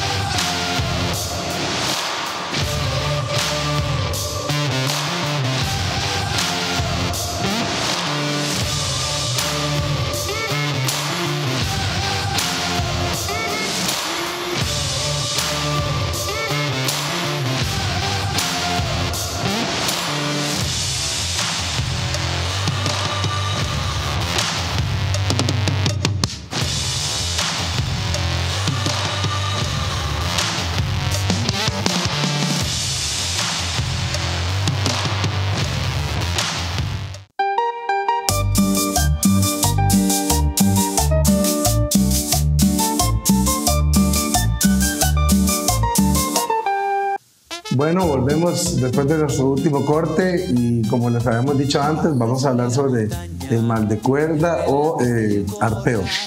Doctor, cuéntenos de esa enfermedad tan tabú que hay en nuestro país. Pues me llama la Bueno, atención. eso se da en todo el mundo, pero nosotros en particular de eso le tenemos un miedo. Más o menos, ¿verdad? Digamos, de todas las cirugías que yo hice en Alemania, nunca operé un arpeo allá, ¿verdad? Entonces, no es tan en todo el mundo. Hay ciertas, pero digamos, aquí esto es una epidemia, ¿verdad? Y por eso yo creo, vamos a ver, el otro día estaba hablando con un amigo y me decía, pero es que no han demostrado que eso es genético. Y le digo, "Ey, Yo creo que sí. digamos, y le digo yo, Porque la casuística lo dice. exacto, le digo yo, si su esposa está embarazada y usted no le hace la prueba, no hemos demostrado que está embarazada, pues está como así panza, ¿verdad? Uno sospecha de que está embarazada. Entonces, al final, para mí es lo mismo. O sea, todos los que estamos involucrados en esto vemos que hay líneas, yo no estoy diciendo que sea la raza, pero hay definitivamente líneas donde papá, mamá, abuelito, tío, primo, todo está pegado, ¿verdad? Entonces, es muy sugestivo, ¿verdad? Que a pesar, y que es el tema O por lo menos la predisposición a padecerlo bajo ciertas circunstancias de manejo. Exactamente, y eso es importante. Digamos, cuando uno dice que tiene una heredabilidad a algo y se habla, digamos, en la literatura, un 0.3 es bastante alto ya, pues eso significa que tienes como 30% de chance de que en ese proceso de los genes te dé la enfermedad, más o menos, digamos, en resumen. Sí, pero digamos, es como una persona que tiene genética de diabetes. Aquí. Pero, pero si usted se cuida, hace deporte, come correctamente, no la desarrolla. Pero si hace lo contrario, de fijo usted es un candidato para Exactamente. Entonces, ese es el punto. Digamos, el resto del porcentaje tiene mucho que ver con manejo. Pero ahí es donde la chancha tuerce el rabo, ¿verdad? Porque tenemos la genética, tenemos esas cartas de genética ahí, pero además tenemos malos herrajes, tenemos un tema de entrenamiento y del deporte, digamos, que ellos hacen, el ejercicio que ellos hacen, que es que piafan, ¿verdad? Y donde piafan, le ponen más carga, digamos, a esas estructuras. Y, digamos, en el caso particular del arpeo o mal de cuerda, o en inglés se le dice string halt, eso lo encuentran en los libros así. Básicamente hay dos grupos, ¿verdad? Está el que es idiopático, que significa que no sabemos bien qué es, pero ahorita les voy a explicar más o menos qué es. Y después está el causado por algunas toxinas de unas plantas. Entonces ahora todo el mundo dice que son las plantas, porque aquí tenemos la flora, ¿verdad? En Australia han habido brotes muy severos donde hay un montón de caballos que empiezan con arpeo de un día para otro, pero después se les quita, ¿verdad? Yo sí creo que tiene que ver más con genética, con ciertas líneas, porque los que están acá con eso en general no se les quita. La gente dice que se curó. Yo, bueno, ¿pero qué hizo con el caballo? Y lo soltar por traerlo un año. Y yo, ok, es que esto es un tema, te lo comentaba antes, no es un tema ortopédico, es un tema neurológico, ¿verdad? Y eso hace toda la diferencia, porque es un cortocircuito, básicamente. Tenemos una degeneración de unos nervios que alimentan ciertos músculos de la pata, y de ahí la cirugía. Yo agarro el músculo, el extensor digital lateral o tendón extensor digital lateral, es el que probablemente está más involucrado en ese proceso, ese movimiento. Entonces, si yo lo quito, me va a ayudar a que no se mueva feo, digámoslo así, ¿verdad? Sí, pero el problema neurológico no lo quita. Pero no lo quito. Entonces, ¿qué pasa? Digamos, esta es la peor cirugía para el cirujano, porque, y yo eso se lo advierto al cliente, que yo se lo opero, ¿verdad? Para que el animal se mueva mejor, porque al final estamos resolviendo, digamos, un problema biomecánico, digámoslo así, por un problema de fondo neurológico. Yo se lo opero, el caballo está mejor, pero hay dos grandes puntos. Uno, o sea, yo no estoy curando la enfermedad de fondo. Es como un paliativo, y me ha pasado, te comentaba, que la mayoría mejora, sí, hay un porcentaje importante que mejora, pero hay otros que un día operé una yegua de una pata y a los 15 días empezó en la otra. O a veces los operás y están un tiempo bien y después ya empiezan otra vez mal, ¿verdad? Entonces, puede ser eso, porque no estoy solucionando el problema de fondo, ¿verdad? Eso es muy importante. Y por eso para mí es importante también que la gente tenga claro que al ser un problema neurológico, es algo que yo como veterinario estoy de acuerdo que sea un tema de descarte a nivel de asociaciones, porque, como te digo, muy probablemente sea genético y es un movimiento anormal. Entonces, si podemos irlo sacando en buena hora. Ahora, por ser un problema neurológico, usted me explicaba que usted, digamos, quita el músculo, el tendón, le quita el problema ahí, pero como el problema viene de los nervios, permanece ahí, entonces puede afectar otros músculos del cuerpo. Exacto, otros músculos en la pata que empiece, por eso puede empezar con otros movimientos y seguimos. Y puede afectar, no sé, el dorso, por ejemplo. No, digamos, solamente se mantiene ahí, ¿verdad? Okay. Ahora, es interesante que esta degeneración no solo de ahí, al igual que comentábamos con el tema de degeneración de ligamento suspensorio, que es un tema en el cuerpo total, no solo en el suspensorio, sino también en la espalda, en el cuello, el morro, etc. En este caso, también es así. Se sabe que animales con problemas de mal de cuerda tienen un riesgo más alto de tener problemas en la laringe. Que la laringe tiene un nervio muy largo, se llama el nervio laringeo recurrente, que viene del cerebro, baja por el cuello, da vuelta en el corazón y se devuelve. Y ese nervio también, que es un nervio largo, se puede ver afectado y tener problemas respiratorios. Entonces es un tema como del cuerpo, ¿no? Pues me quedé pensando en eso que me dijo de que el problema degenerativo del ligamento suspensorio, o sea, si el caballo tiene ese padecimiento de degenerar ese ligamento, también degenera, por ejemplo, los músculos que le dan fortaleza al cuello y por eso el morro se cae, o en el caso del dorso que se hacen pandos. Exacto. Es también por una degeneración. Exacto. Y contra eso, como es genético, no hay nada que hacer. Entonces se puede fortalecer. Bueno, digamos ahora, para peruanos, por ejemplo, hay una universidad en Estados Unidos que hizo varios estudios muy interesantes y logró determinar cuáles genes estaban involucrados en esto. Entonces es muy, muy interesante porque yo puedo mandar, y ya lo he hecho aquí de Costa Rica, de caballos peruanos, puedo mandar una muestra de pelo y ellos me pueden decir el riesgo que tiene ese caballo de desarrollar el problema, o si no tiene, o si tiene. O sea, que de potro uno le puede hacer Exactamente. Eso. Entonces, ¿cuál sería para...? ¿Qué es lo que ha hecho, por ejemplo, el caballo cuarto milla? El caballo cuarto milla empezaron a hacer cruces y cosas y empezaron a determinar, a ver que habían animales que tenían ciertas enfermedades musculares en la piel que eran súper malas para los animales y que no les servía para el deporte. Entonces, ¿qué hicieron ellos muy responsablemente? Se plantaron y dijeron, esta y esta enfermedad, los caballos que tienen estas enfermedades que son genéticas, no los podemos registrar. ¿Por qué? Porque se las van a pasar a la progenie. Entonces, para mí, yo creo, da susto porque no sabemos qué va a pasar, pero yo creo que deberíamos empezar a ver cómo clasificar o inclusive contactar a esta universidad y decir, bueno, tenemos una raza que viene de ahí, se podría hacer algo para identificar cómo está el tema de esa genética en nuestra raza, ¿verdad? O en nuestras razas. Porque puede, a mí me suena que no va a estar muy bien, ¿verdad? Y el tema más complicado es que muchos de los caballos buenos los estamos mandando por otro lado, nos dejamos genética. El día que se pongan, por ejemplo, las valoraciones, digamos en el caballo iberoamericano, existen valoraciones para ir a competencia, pero no son, lo cual, bueno, a mí en lo particular no le hallo sentido, pero lo que sí le hallo sentido son las valoraciones justamente para la reproducción. Entonces, en un proceso de valoración se podría incluir inclusive algunas pruebas médicas para determinar si esos caballos tienen esa genética como para descartarlos como sementales o como vientres de cría. Eso pasa en cuarto milla, por ejemplo. ¿Verdad? Es muy interesante. Genial. Entonces, al final, son cosas las que tenemos que... No podemos hacer nada, ¿verdad? Y eso es muy importante que la gente entienda. Nosotros podemos manejar esas degeneraciones, por ejemplo, de ligamento suspensorio por medio de herraje, por medio de bajar la carga, por medio de analgésicos, mantenerlo cómodo, pero no las podemos curar. O sea, a mí me da más miedo la degeneración del ligamento suspensorio que el mal de cuerda. Bueno, el mal de cuerda, al final el caballo en la mayoría de los casos, sobre todo los que están acá ahorita, no son casos tan severos y ellos pueden hacer vida. Pero la degeneración del ligamento suspensorio, no hay nada más triste que ver un caballo de 8 o 10 años tirado en el piso que no se puede levantar.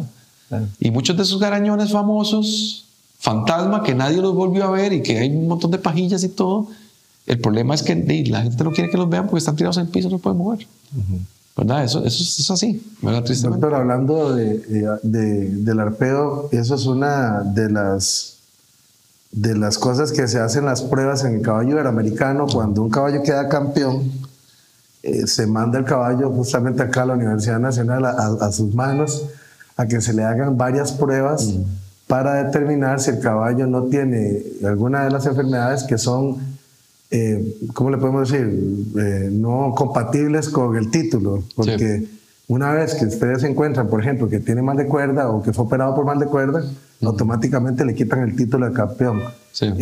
¿Cuáles son esas enfermedades que se vienen a estudiar acá y cómo es el proceso para investigarlas. Ok, bueno, para terminar la historia con mal de cuerda, entonces, si nosotros tenemos esto, la única opción más irrealista, ¿verdad?, para hacer algo para que el animal se mueva mejor, sería operarlo. El tema es que, en teoría, si uno opera un caballo, no puede competir, ¿verdad? Entonces, en ese contexto, ¿verdad?, esa situación que habían caballos operados que estaban compitiendo, inclusive algunos que habían ganado, entonces, digamos que empezó el tema de hacer las valoraciones. Entonces, yo les sugerí en su momento, bueno, ok, si ya se va a hacer esto, hagámoslo un poquito mejor. Más amplio. Metamos otras enfermedades, ¿verdad?, que pueden eventualmente estar siendo ahí afectadas. Y no solo determinemos si el caballo tiene mal de cuerda o si fue operado, que eso lo hacemos por medio de ultrasonografía ortopédica, vemos si, porque básicamente uno en la cirugía saca una porción del músculo y el tendón. Entonces yo con ultrasonido muy fácilmente puedo demostrar si el tendón está ahí o no está ahí. O sea, si el tendón no está ahí y lo operaron, no es como que se desapareció mágicamente, ¿verdad? Entonces, además que usualmente se ve una cicatriz, etc. Entonces, bueno. ¿Qué otras enfermedades? Otra enfermedad muy importante, ¿verdad?, es osteocondrosis. La osteocondrosis es una enfermedad del desarrollo que viene de la parte genética del caballo español. Hay un estudio que hizo una conocida que demostró que el 50% de los caballos españoles tienen un OCD en algún lado. Pero esa enfermedad es de las que ustedes hacen para el campeonato del caballo iberoamericano. Ah, ok. También se chequea el OCD. Yo pensaba que era simplemente cuello, mal de cuerda. No. Y... También vemos OCD. ¿Por qué? Porque está esa genética, ¿verdad? Entonces OCD en corvejón y en menudillo lo más común en caballo español y más común corvejón que menudillo. Entonces estamos haciendo corvejón. Y sí, se pueden, como es un cruce, ¿verdad? En el caso del ibero, pues hemos encontrado en algunos iberos fragmentaciones ahí. Entonces, ¿qué es el tema? Por mucho tiempo se creía que no había una relación directa genética, inclusive hay un estudio de hace unos años que aparentemente ha demostrado que no hay una correlación entre los fragmentos del corvejón y la genética, pero un estudio más nuevo demostró que sí, que lastimosamente sí hay una correlación entre la genética y los fragmentos en el corvejón. Entonces algo que si queremos bajar la cantidad de fragmentos, una opción es de descartar esos caballos, como hacen en Holanda, por ejemplo. Ahora, es un tema complejo porque el OCD es multifactorial. Entonces, hay otras cosas que están involucradas, como problemas de desbalance nutricionales, excesos de energía en el potro, excesos de energía en la yegua a la hora de parir muy gorda. Se sabe que produce cambios a nivel del hueso. Y estas son cosas con las que el animal nace. Otro problema más que radica en la gordura. Exacto. Con las que el animal nace o que se desarrollan en los primeros, digamos, días, semanas de vida, ¿verdad? Entonces, bueno, eso es algo que se descarta. Lo otro es prognatismo, ¿verdad? Que eso es un tema también de la mordida. Se ha demostrado que esos problemas de mordida... Y es genético, 100%. Bueno, o sea, todos los problemas que ustedes evalúan a la postre son genéticos y por eso es que se hacen. Digamos, menos el mal de cuerda, que en teoría no es genético. Bueno, no sabemos si es genético. Ese es el tema que hablamos antes. Pero es una cosa que la asociación decidió quitarlo. Me acuerdo uno de los primeros que vino, que el señor se puso bravísimo porque tenía mal de cuerda y había sido operado. Y entonces yo le decía, pero vea, el tema es muy fácil. Si ustedes quieren abrirse una asociación de caballo ibero con mal de cuerda, se la abren y andan todos con el puro calambre, felices. ¿Me explico? El tema es que la asociación, como pasaba en caballo español, que por mucho tiempo las famosas capas diluidas, que ahora valen un platal, antes eran comida del tigre zoológico, porque eran colores impuros y no eran, ni siquiera lo registraban. Entonces, digamos, la asociación de Ibero en este caso toma la decisión de que no quiere que el mal de cuerda esté metido en su raza. Bueno, pero en el caso de las capas de lío a nivel médico no tiene ningún problema. No, era una cuestión de cerrazón, de que no querían tener nada que ver con los moros porque algunos de esos colores venían del caballo árabe, etc. ¿no? Sí. Es otra historia diferente, ¿verdad? Pero el tema es que la asociación tomó una decisión, ¿verdad? En ese momento, y igual que la de acá está haciendo con mal de cuerda. Entonces, es algo que yo sí creo que tiene que ver con genética, pero bueno, hay que ir viendo cómo se va seleccionando, porque lastimosamente también es bastante común aquí. También hacen la prueba para el cuello, ¿no? Exacto. Entonces, el tema del morro, Vamos a ver, hay algunas enfermedades que va a depender de la temporalidad. Degeneración del ligamento suspensorio y morro y espalda usualmente no lo vas a ver en un animal jovenzón. O sea, eso uno lo empieza a ver.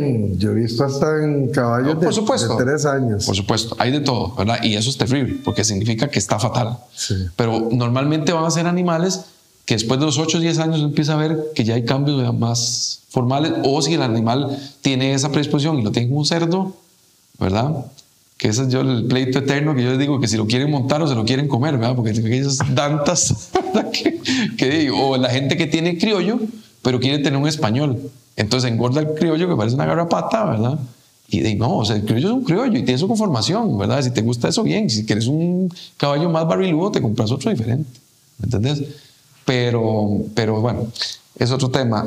Mordida, cuello, ¿verdad? Sobre todo. También vemos en macho criptorquidismo, ¿verdad? Los ciclanes.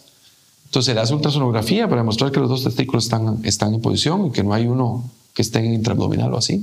A veces también no necesariamente lo tengan adentro, sino simplemente que haya demasiada diferencia del tamaño de uno con el otro y también es considerado como que si fuera ciclán. Bueno, eso es un tema de discusión, ¿verdad? Muy importante. Vean, los testículos en el potro deberían de bajar en el momento del parto. Cuando la yegua pare y el potro sale por el canal de parto, esa presión intraabdominal hace escupidos los testículos hacia los sacos escrotales y esos testículos tienen que estar ahí, si no al nacer, en las primeras horas de nacido. Entonces, esa historia de que los testículos le bajan, no, es que no le han bajado, no, ya le bajan. Que a los 2 años le bajan, eso es mentira. Eso es hablada. O sea, ¿qué es el tema? ¿Qué es lo que puede pasar? Hay varios escenarios. Uno, de nuevo, los testículos tienen que bajar normal. Lo que pasa es que, como vos decís, algunos son chiquititos, hay unos que son un poquito más pequeños que el otro. Y hay otra cosa que yo he visto, que es que el cremaster, que es el músculo que hace que los testículos suban y bajen, a veces hay como un acortamiento del cremaster. Entonces, en esos potros donde uno tiene duda, lo que deberían hacer, digamos, el médico veterinario es sedar muy bien el potro. Claro, para que se relajen y ver si tiene los dos testículos o no, ¿verdad? Porque si desde el principio vos sabés que no tiene un testículo, que ya al mes, 2 meses, 3 meses, no tiene 6 meses, no tiene testículo, ese huevo no le va a bajar. Y no se deje engañar, por Dios santo, que masajitos, que los frotan, que le ponen esto, que le meten hormonas, ese huevo no va a bajar, ya no bajó. Y no bajó porque el canal inguinal ya se cerró. Y entonces, o se queda atrapado en el canal inguinal o está intraabdominal. Entonces, y si se da el caso de que efectivamente al principio solo se le veía uno y al tiempo se le ven 2, puede ser que simplemente uno estaba demasiado arriba y no se notaba. Muchas veces. Pero sí estaba afuera. Exacto. El tema es que tiene que estar afuera del canal y afuera del abdomen, ¿verdad? Al nacer o en los primeros días. Que nosotros no veamos muy bien, como te digo, los podemos sedar y chequearlos, pero es un tema, la gente tiene que ya dejar esa hablada, ¿verdad? Eso no es así. ¿Qué es lo que pasa a veces? Como te digo, ese músculo está un poquito más corto, entonces cuando el caballo empieza a crecer y se empieza a producir más testosterona, el testículo crece y por el peso ese músculo se va estirando un poquito, entonces ya el testículo cae. Pero no es que estaba adentro y salió, siempre estaba afuera, ¿verdad? Sí, de hecho, si estuviera adentro no serviría porque la temperatura... Bueno, es interesante. Porque por algo están afuera, precisamente, sí, porque pero no pueden estar... Eso es interesante porque no sirven los espermatozoides, pero la testosterona se genera. Sí, las hormonas sí. Y por eso es que son unos cabrones. Los ciclanes son terribles, ¿verdad? Son súper alborotados y peliones y todo, ¿verdad? Pero sí, es un tema interesante que hay mucho. Eso es como un mito, ¿verdad? Una leyenda urbana así de que le hace uno un poco de tonteras y el caballo va a bajar testículo, ¿verdad? No hay, bueno, otra cosa que me han preguntado 1000 veces. No existe una cirugía para bajar los testículos, ¿verdad? Porque me llaman, doctor, es que ocupo que le baje el testículo al caballo. O sea, eso no existe. O sea, no hay una cirugía en caballos que se haya mostrado que uno pueda bajarlo. Y aunque sí existen en humanos algunos procedimientos que se hacen, es total y absolutamente antiético en medicina veterinaria ponerse a intentar bajarle un testículo porque esto es genético. Entonces, aunque vos le bajes el testículo, vas a estar sacando caballos y clanes. Entonces no tiene sentido, ¿me explico? Porque al final hay que verlo como productivo, ¿verdad? O sea, nosotros tenemos un caballo que tiene ciertas características buenas, pero si es ciclán, no vale nada. En el caso me decía, del morro, también, ¿qué hacen? Lo mismo, lo relajan para ver si se hace flácido. No, en el morro, porque eso también hay que tener cuidado. Si uno seda un caballo, el morro, o sea, el cuello, si es un cuello pesado, se puede relajar los músculos y verse. Eso más bien se ve con el caballo completamente en estación. Lo ponemos en una buena posición, se toman fotos, ¿verdad?, de arriba para ver y registrar que en ese proceso, que son varios años que uno lo revisa seguidos, que no haya ningún cambio, ¿verdad? Pero es lo que te decía, tanto esta parte del ligamento suspensorio como el morro, usualmente podría ser que yo lo chequeo aquí, está todo bien, pero ya a los 10 años está ese morro volcado. Entonces es algo que la asociación debería ver. Doctor, ¿y qué pasa, eso no tiene relación en sí con la forma del morro, ¿verdad? Ni con lo grande. Es más la parte degenerativa del músculo que lo soporta. Es decir, porque yo he visto morros de caballos delgados y caídos. Sí. Y he visto morros grandísimos que no se han caído. Es una debilidad del ligamento, ¿verdad? Es una debilidad del ligamento que lastimosamente muchas veces se suma a síndrome metabólico equino, que tiene muchos razas, español, ibero, criollo, etcétera, que entonces tenemos un ligamento débil y además le sumamos un montón de grasa acumulada ahí, entonces empieza a volcarse, ¿verdad? Entonces es como que se junta el hambre con las ganas de comer, ¿verdad? Sí, básicamente serían los exámenes, no se me escapa ninguno. Para los campeones, igual con el laureado. Le iba a hacer otra pregunta que me nació ahorita que habló de las capas diluidas. En el costarricense de Paso tenemos el caballo Chele, ¿verdad? Que es el doble Sabino. Y en el iberoamericano no se permite esa capa. Pero yo quisiera saber si es un mito o es una realidad que en sí la capa a nivel de salud tiene algún inconveniente.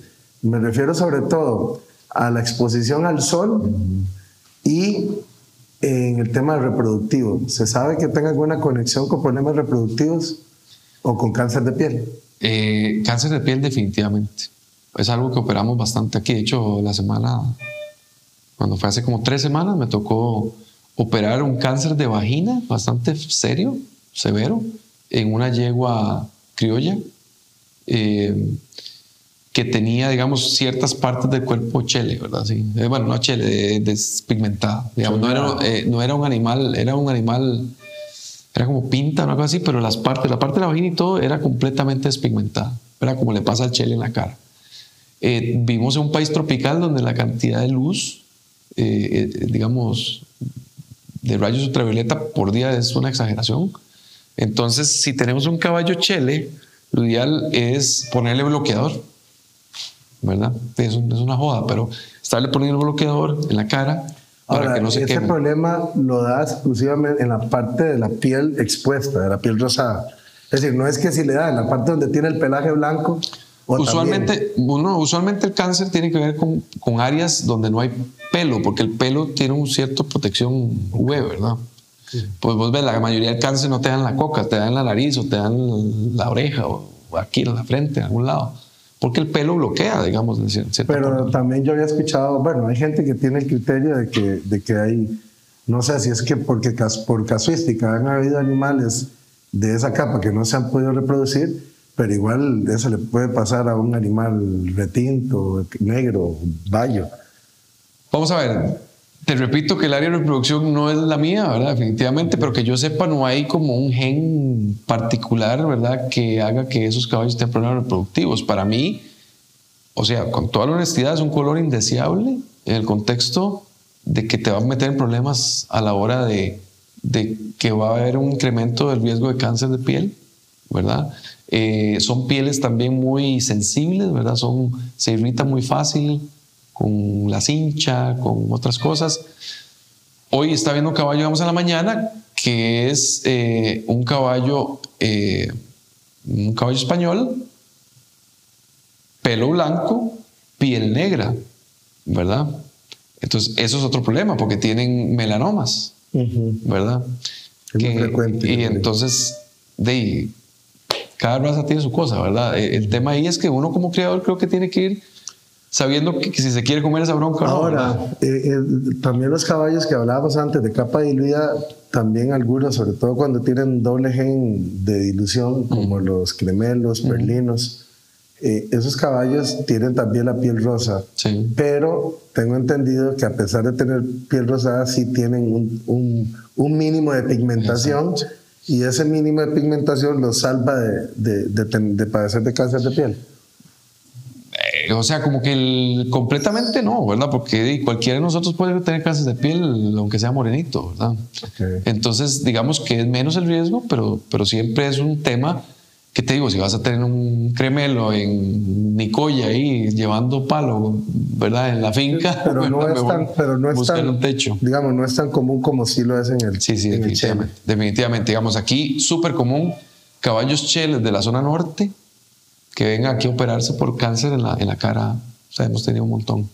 Y algunos cánceres de vagina, sobre todo en yeguas con despigmentación de la región. Hace poco operé una que tenía uno y era una yegua con la vagina, bueno, la vulva, pues, negrita, y igual tenía el cáncer ahí. Entonces, okay, puede pasar. Bueno, doctor, por último quisiera preguntarle por una enfermedad que se ha puesto como de moda y que, bueno, tal vez no es que de moda, porque en realidad tal vez existe desde hace tiempo, pero hace poco hubo una alerta a nivel nacional del tripanosoma. Sí. ¿Podría explicarle a la gente de qué se trata y cuáles son los riesgos y cuál es la frecuencia con la que se presenta esa enfermedad en el país? Sí. Ok, vamos a ver. El tema de enfermedades de la sangre, por decirlo, de parásitos de la sangre, todos hemos lidiado, o la mayoría en un momento, con piroplasmosis. Yo creo que la gente está muy consciente de que estamos en un país tropical donde tenemos garrapatas y hay caballos con piroplasmosis. Dentro de esa piroplasmosis hay dos tipos, ¿verdad? Está Theileria y está Babesia, ¿verdad? Ahorita tenemos una gran bendición, que es que el diagnóstico ha mejorado significativamente, entonces podemos hacer PCR, como el PCR COVID. Se puede hacer un PCR y saber si el animal tiene, digamos, de DNA, fragmentos, digamos, del bichillo, andan dando vueltas por el cuerpo, ¿ok? Entonces eso nos da una idea. Y que es importante porque es una enfermedad que impide la exportación a ciertos países. Por supuesto. Ahora, eso es interesante porque, que parece una estupidez, siguen pidiendo pruebas de anticuerpos, ¿verdad? Y de anticuerpos simplemente quiere decir que yo estuve expuesto a eso, no quiere decir que tenga el bicho en mi cuerpo, ¿verdad? Sí, es una tontería. Entonces ahora tenemos el PCR que te dice, ¿tiene el patógeno en el cuerpo, sí o no? Y seguimos dando la otra, ¿verdad? Entonces, bueno, son cosas que creo que hay que ir cambiando, pero bueno. Resulta que tripanosoma no era algo que yo no, digamos, hubiera visto nunca. Yo tengo ya casi 20 años de graduado y yo no había visto, digamos, esos casos de tripanosoma en equinos. En bovinos sí, digamos, era un poco más común. Hará unos 2 o 3 años escuché de un reporte de un caso en Guanacaste por primera vez en mi vida, donde, bueno, interesante, ¿verdad? Después, lastimosamente, me tocó a mí atender 3 casos en una finca en Ciudad Colón, donde los animales tenían 8 años de no salir de la finca. Parece que fue un contacto, ¿verdad? Digamos, de animales silvestres y tábano, ¿verdad? Que se dio más o menos la mosca, que se dio la infección por ahí. Y bueno, esos caballos la pasaron súper mal. O sea, esos caballos estuvieron internados varios meses. ¿Son síntomas similares a los del piroplasma? Son muy similares a los del piro. Esa es parte del problema inicialmente, y me pasó a mí, le pasó a los otros colegas. Y uno empieza con la terapia de piroplasmosis y no responden, y pucha, será leptospira, y no responden, y pucha, ¿qué será? Y en una de esas mandé sangre y aparecieron en el frotis, digamos, los tripanosomas, y en base a eso hizo tratamiento y salieron adelante esos caballos. Eso fue como aislado, no pasó a más. Y pues hace unas semanas, ¿verdad? Se vieron uno de mis asistentes hizo unos exámenes de sangre de rutina como para chequear que estuvieran bien. Yo unos días antes había visto un par de casos que habían estado como huevadillos, así, no encontré nada, hice las pruebas y no se vio nada, y salieron positivos. Y después yo corrí mis casos y salieron positivos, y ahí fue donde empezamos a muestrear. Inicialmente pensábamos que era un brote en este lugar, porque no sabíamos y no teníamos la capacidad diagnóstica para saber qué era lo que estaba pasando. en ese momento, ¿verdad? Y entonces básicamente se manejó como un brote, se trataron todos los caballos que se pudieron y se trató de aislar el lugar.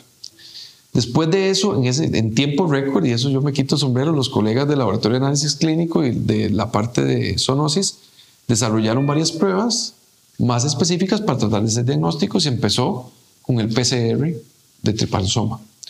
Entonces el PCR de trypanosoma lo que nos permitió fue diagnosticar, ver si había ADN de ese bicho, ¿verdad? De ese parásito en los animales. Conforme se fueron testeando, nos dimos cuenta que básicamente un porcentaje altísimo de los caballos de Costa Rica tienen ese trypanosoma, ¿verdad? Entonces ya ahí cambió todo, porque si todos están positivos, entonces el manejo se base en base a la sintomatología clínica. Ahora, hay varias cosas que no están bien, que la gente empezó a decir que fue un invento, que la gente empezó a decir que no se enferman, y yo les puedo decir que han tenido que enterrar un par de caballos por esta porquería. Entonces, es real y sí se puede enfermar muy feo, ¿verdad? Ahora, el tema es que hay diferentes tipos. Eso es interesante. Todavía los estudios se están haciendo para ver cuál exactamente es el que está afectando, pero sí se sabe por los patrones del PCR que son curvas diferentes, o sea, son hemoparásitos diferentes. O sea, trypanosoma, pero probablemente diferentes familias, por decirlo así, dentro del trypanosoma, especies diferentes o subespecies que son las que están causando la problemática. Entonces, por eso vemos que en algunos caballos es más severo y en otros no les hace nada. Pero está por todo el país presente. Entonces, o sea, probablemente yo en mi caballeriza lo deba tener presente, pero no he visto ningún caso clínico. De fijo, simplemente, digamos, lo más importante de este ejercicio es saber que es real, que está en una mayoría de los caballos acá y que algunos animales se enferman. Entonces, yo como veterinario o vos como criador, tenemos que tener claro que puede ser que un caballo que tenga sintomatología de piroplasmosis y no está respondiendo a la terapia, una opción es trypanosoma, ¿verdad? Y entonces tener eso en la cabeza, porque inicialmente nos pasó que los caballos se llegaron a enfermar mucho, porque a mí jamás me pasó por la cabeza hace 3 años de que esto era lo que estaba causando el problema. ¿Y el tratamiento cuál sería? El tratamiento usualmente es hay diferentes casas comerciales, diminaceno, es la droga que hay aquí, hay otras en otros lados, pero se le hace la terapia con diminaceno, ¿verdad? Ya todos los veterinarios del país más o menos están ya enterados y bien informados de cómo se debe. Eso hemos hecho como, digamos, hay un chat de veterinarios para caballos, donde se habla mucho el tema, se ha hablado con las autoridades del SENASA, se han hecho un montón de cosas al respecto, discusiones. Yo creo que ya todo está claro más o menos los protocolos y eso.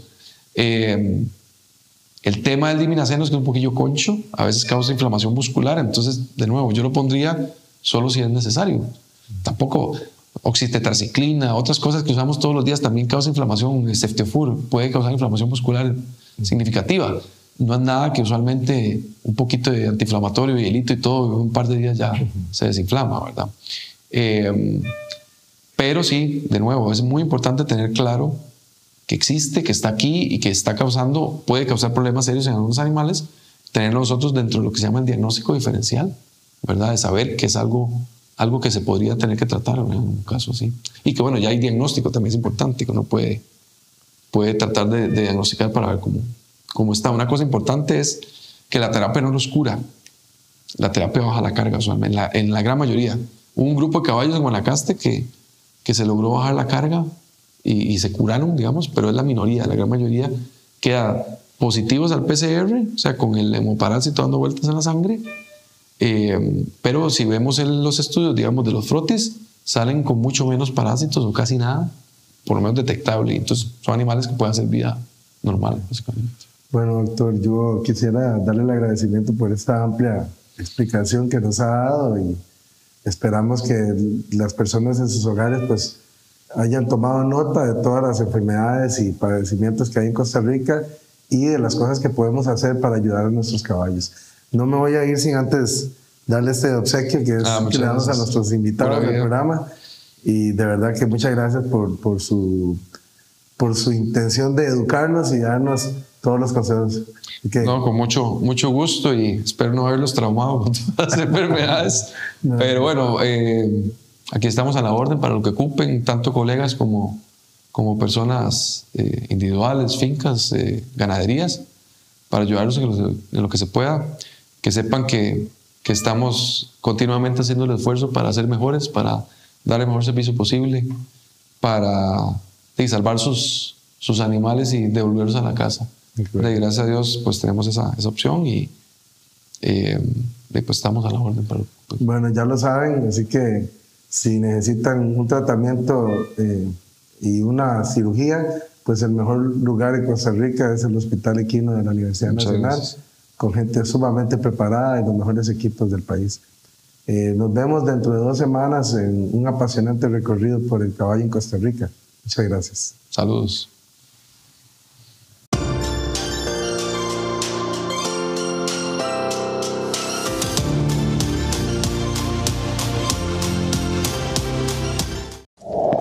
¿Sabías que los caballos deportistas necesitan suplementos como los humanos?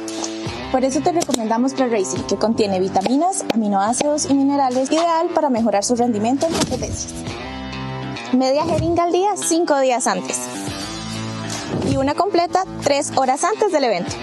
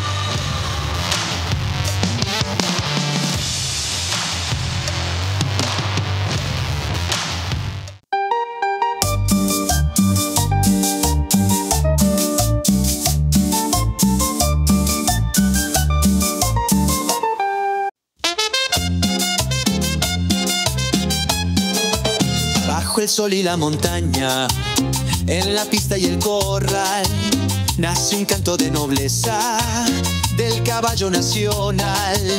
Una historia rica y vasta, de pasión descomunal, de un amor que no se gasta, de un legado sin igual. Con gusto de yegua venimos a cantar el podcast de caballos que nos hacen soñar. Nobleza en la mirada, tradición en el andar. Costa Rica entera nos va a escuchar.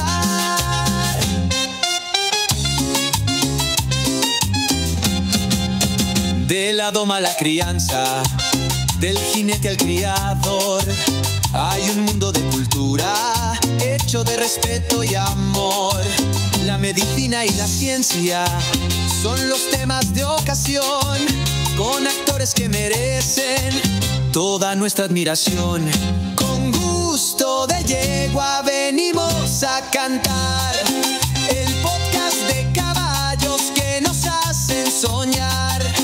Nobleza en la mirada, tradición en el andar.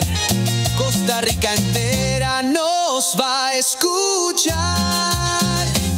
Son fuerza y libertad, compañeros sin final.